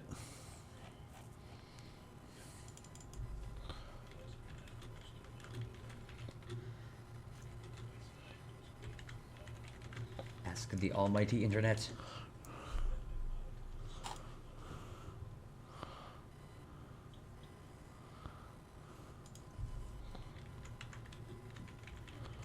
Like they probably looped Gary Oldman's voice over.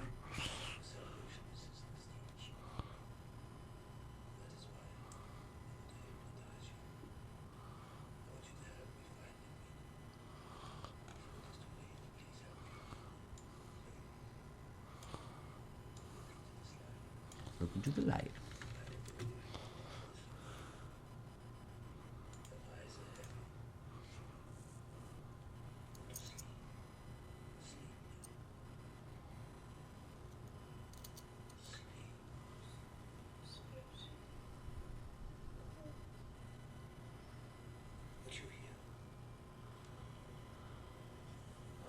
Yeah, it doesn't really say very well. If he was in the costume. I just can't imagine he was. You don't think so? That's a very encompassing costume. Actors usually have to go through a lot of that, don't they? Yeah, but not somebody who's like they would usually get like a stunt double or something, and they'll just loop his voice in.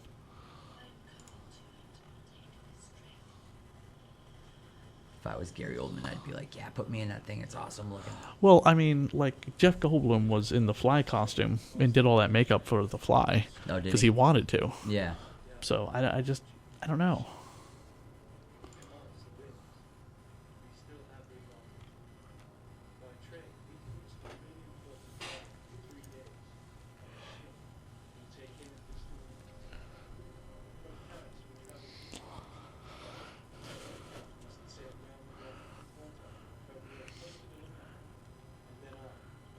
Yeah, it's not even listed on IMDb. No. I mean, it says Dracula for Gary Oldman, but it doesn't list any other credit. It's a thankless job dressing up as a Batman. Something like that. You can create a character page for somebody.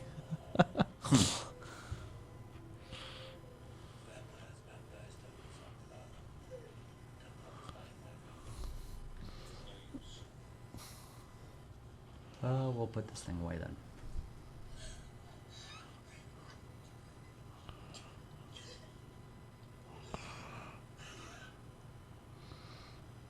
She's so wispy in this. Just so wispy.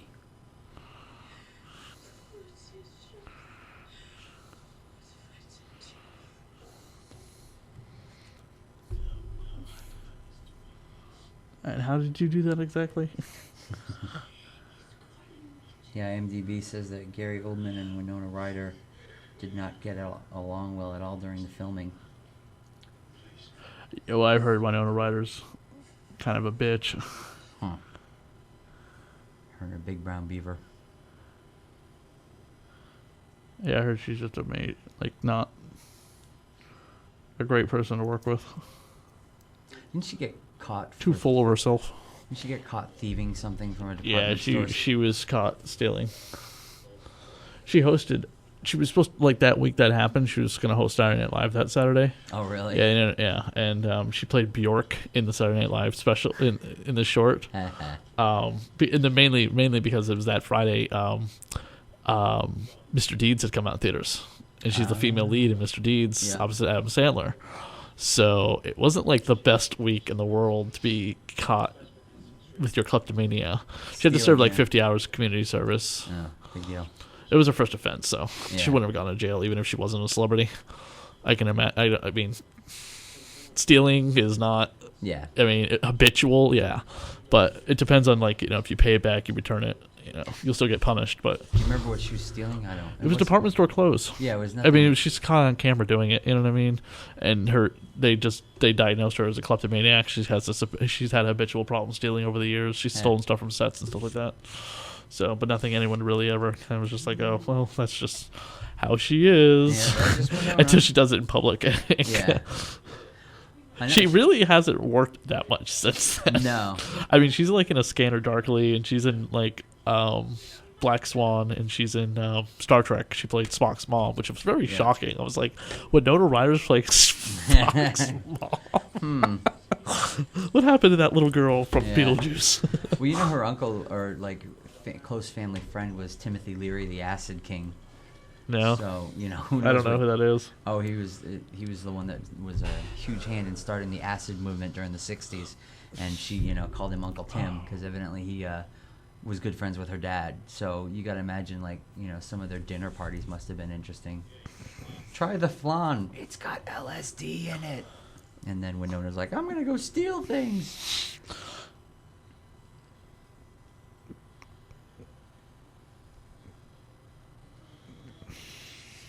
Getting all slutty and writhing around.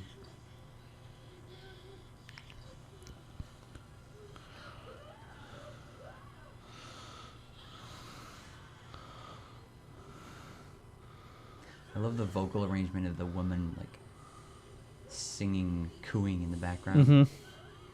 I'd love to use that as a sample in a song.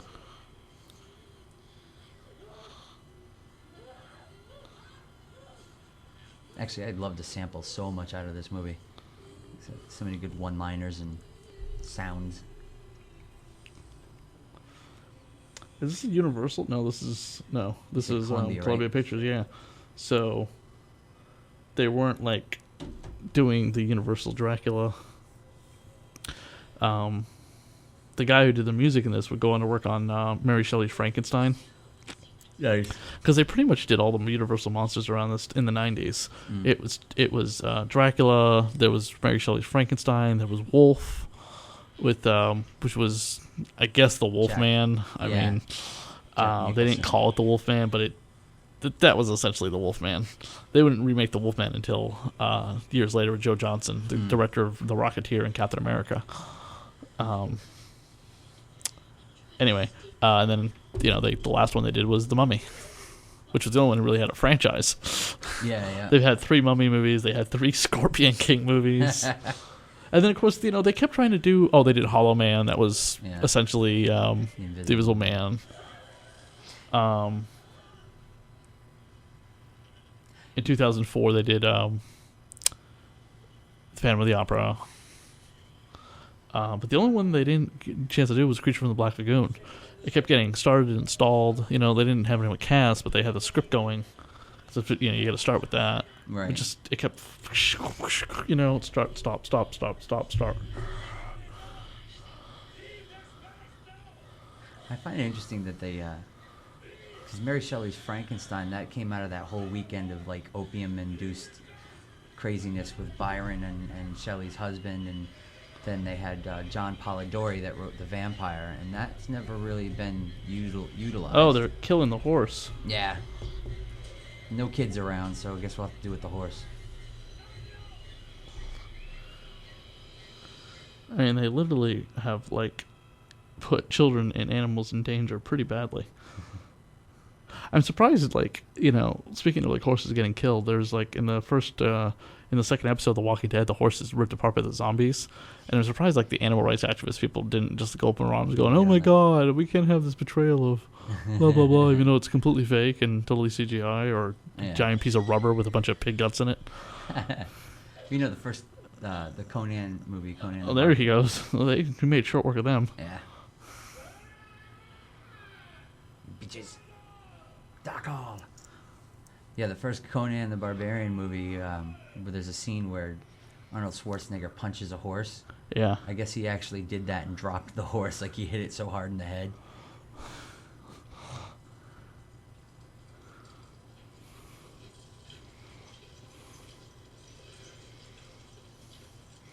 The fearless vampire killers to the rescue. Mm-hmm. Here come the boys. She's completely dazed and confused. Dracula's sleeping like in his massive thing of dirt. Okay, I What think a when she sees what he dirty really boy. looks like, she is not going to be attracted to him. She's like, ooh, I wasn't expecting you to be like that. I'm rethinking this whole unending life thing.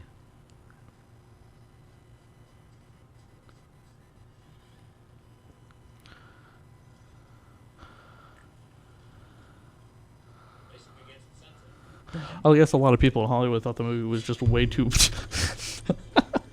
Those binoculars crack me up. Thought the movie was just way too odd for Coppola, and they dubbed it Bonfire of the Vampires, a parody name of Bonfire of the Vanities. Ha. Well, they were wrong.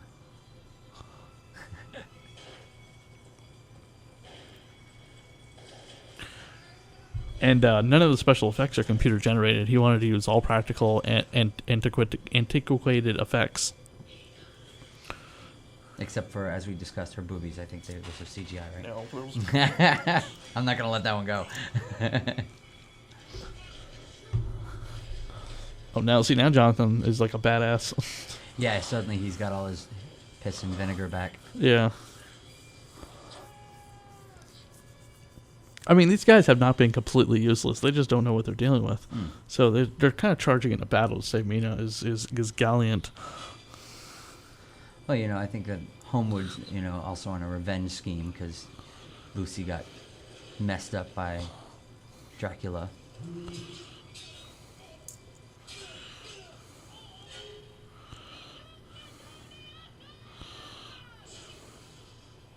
She's raising the hellfire. Okay, that's so weird. Like, she's able to channel this stuff now. She should not be anywhere near the ability to be able to do this. Wait, where's his horse? The horse just completely disappears.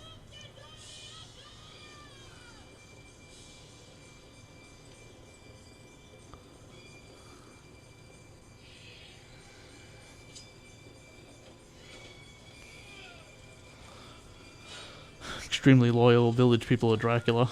Mm. Renfield, again, I told you, he doesn't do anything. He's just sitting in his cell the entire movie. Right. I mean, he's kind of a creepy performance in certain ways, but he does not do anything. He just kind of rants some stuff out. Yeah.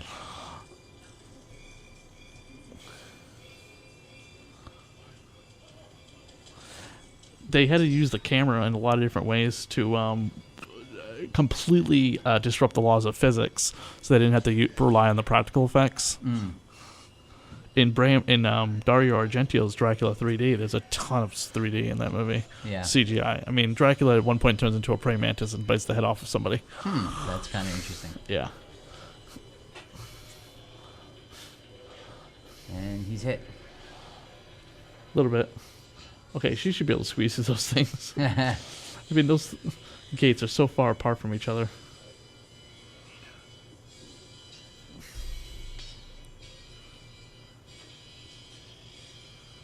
And here he comes.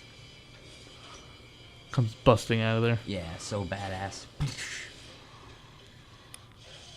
Oh, hit.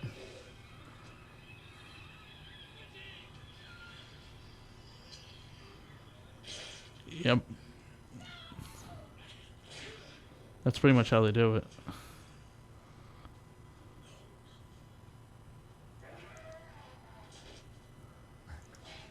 Some pretty brutal death throws.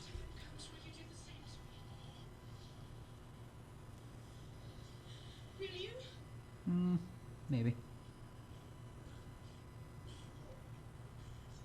Liar.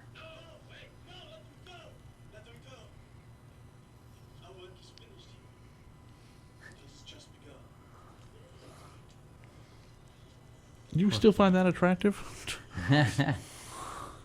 You want to make vampire babies with that?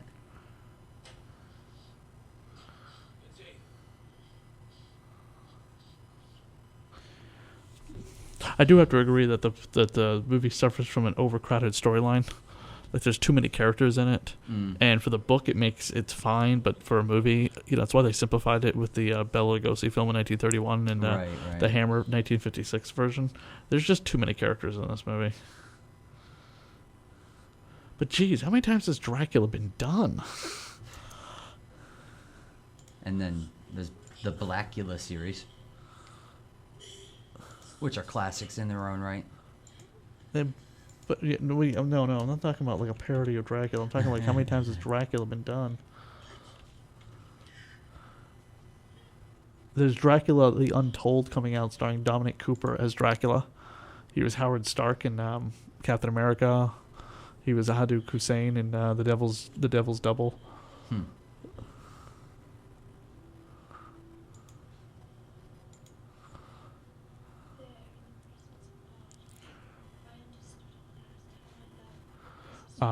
Hammer for years has wanted to kind of redo their Dracula series.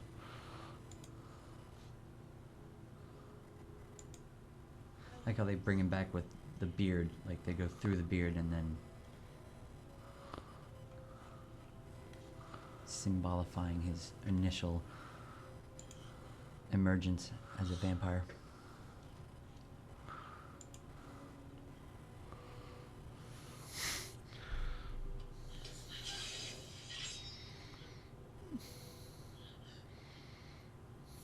Was that even where the heart is? Shouldn't it be the left a little more?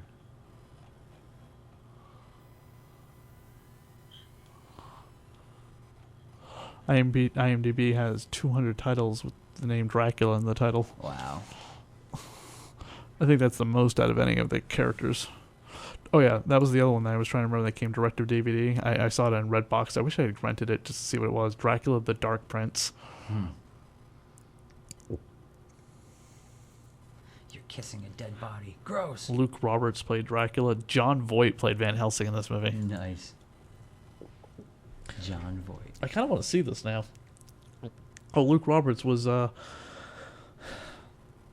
in 300 Rise of the Empire.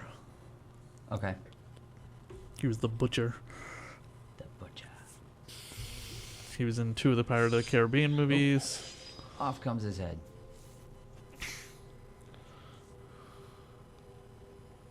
And she's normal again. Yep. And end scene.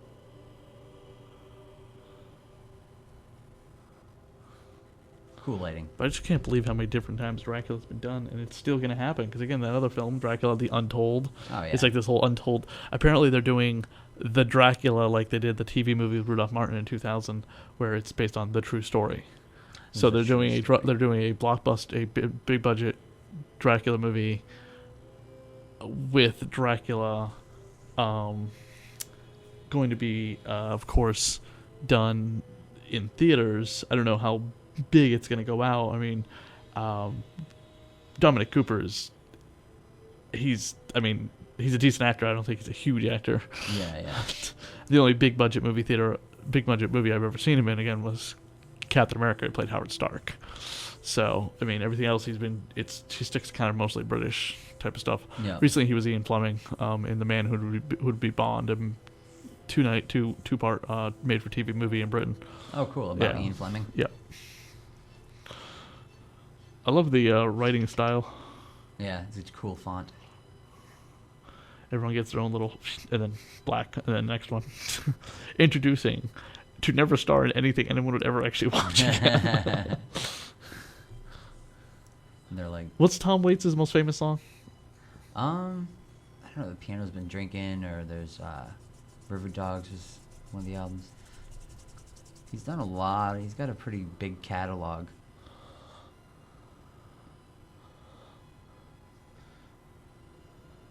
Now, when you design costumes for this movie, like this woman did, Iko Ishidaro, I mean, you kind of go on to do some big, some other. You tend to find some work, definitely. What were they just saying about Roman Coppola? That's his son, right? Yeah. And Sofia Coppola is his daughter. What was her first movie? The Virgin Suicides. Oh, was that her? Yep. I like that movie. I think I have seen that, but it's been such a long time. That was what's her name that played Mary in the Spider-Man movies. Kristen Dunst. Yes, which when she was in Interview with the Vampire, I immediately was like, I want to follow that chick because she's a pretty gruesome actor for such a young girl. I'm not a fan of the song whatsoever. Yeah, they at least they put it at the end. So she went on, the costume designer for this has also worked on The Immortals, The Cell. Oh, The Cell, that was a crazy visual movie. Yeah. Jennifer Lopez was in that, right? Mirror. Yeah, Jennifer Lopez. Oh, she's a music video director as well. She directed some Bjork videos. Really? I don't want to say it, but I am a Bjork fan. Oh, she won the Academy Award for in 1993 for Best Costume Design for this movie. For this movie, yeah. Yeah. I just suddenly realized, oh, wait, yeah, it's this movie. So she's done, Did well for herself. She's done, I guess she's done well for herself. Her career is not, vast. Oh, well, she was also born in 1938. So oh, wow. So by this movie, she was a pro already. Anyways. Yeah, and then by now she is definitely probably retired. John Blake did the makeup work, along with the Roland Blanchard and Mary Bloom, and of course, with a movie like this, you're gonna see a lot of foreign names in the credits. The main cast will be all relative American, Right. mostly American actors. Oh, but John Blake, this movie looks like, he started with Alien Nation, Pet Sematary, Really? The Young Guns. Oh, wow. And the last few things that he's worked on, Fast and the Furious 7, Avengers Age of Ultron, Iron Man 3. So this guy is He's coming back. he has been around. He's worked on it looks like he's worked on almost all the Pirate of the Caribbean movies, The Grinch. So he helped design that costume for Jim Carrey. Nice. Starship Troopers, The Ties That Bind, Tropic Thunder. He did the makeup for Robert Downey Jr. So he won the Academy Award for that, actually. That's brilliant. Yeah. But yeah, he's currently working. Just something occurred to me. He's Robert Downey Jr.'s makeup artist. Oh. So that's why he's on every Iron Man film, Yeah. every Avenger film. He's a personal The favorite. The Avengers Age of Ultron, which is coming out next year. So yeah, he is well connected. Which means Downey likes him. Yeah. Downey's on Twitter now, which is kind of strange. He's tweeting a lot lately. He's like, I'm Yeah. on Twitter now. I'm like, now? I do not like this song. No, it's horrible. It sounds like Annie Lennox. Filmed at Sony Pictures Studios, Culver City, California. I guess that answers most Fantasy of your 2 questions. Film Effects. Oh, they've done tons of stuff. A lot of great work as well.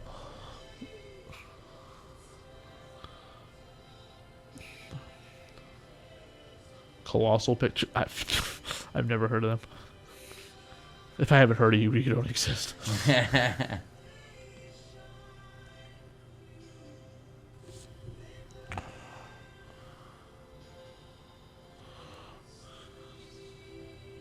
Love song for a vampire. The Twilight Vampire. Is that the song? It must be the only one. That must be Exolome, because there's no other song in this movie with lyrics. Right. When this came out, I remember I had the soundtrack for this and for Last of the Mohicans, which actually was a Last good soundtrack. Mohicans. Yeah, the soundtrack to that one with Daniel Day-Lewis, and it was one of my favorites at the time. Well, that is the commentary for Bram Stoker's Dracula. Yay! You can play it with our movie. I am Dr. Chris from Radio of Horror. I'm Josh Tate, Joda from Helletosis. And you were listening to Film Dungeon Commentary with Bram Stoker's Dracula, a film by Francis Ford Coppola.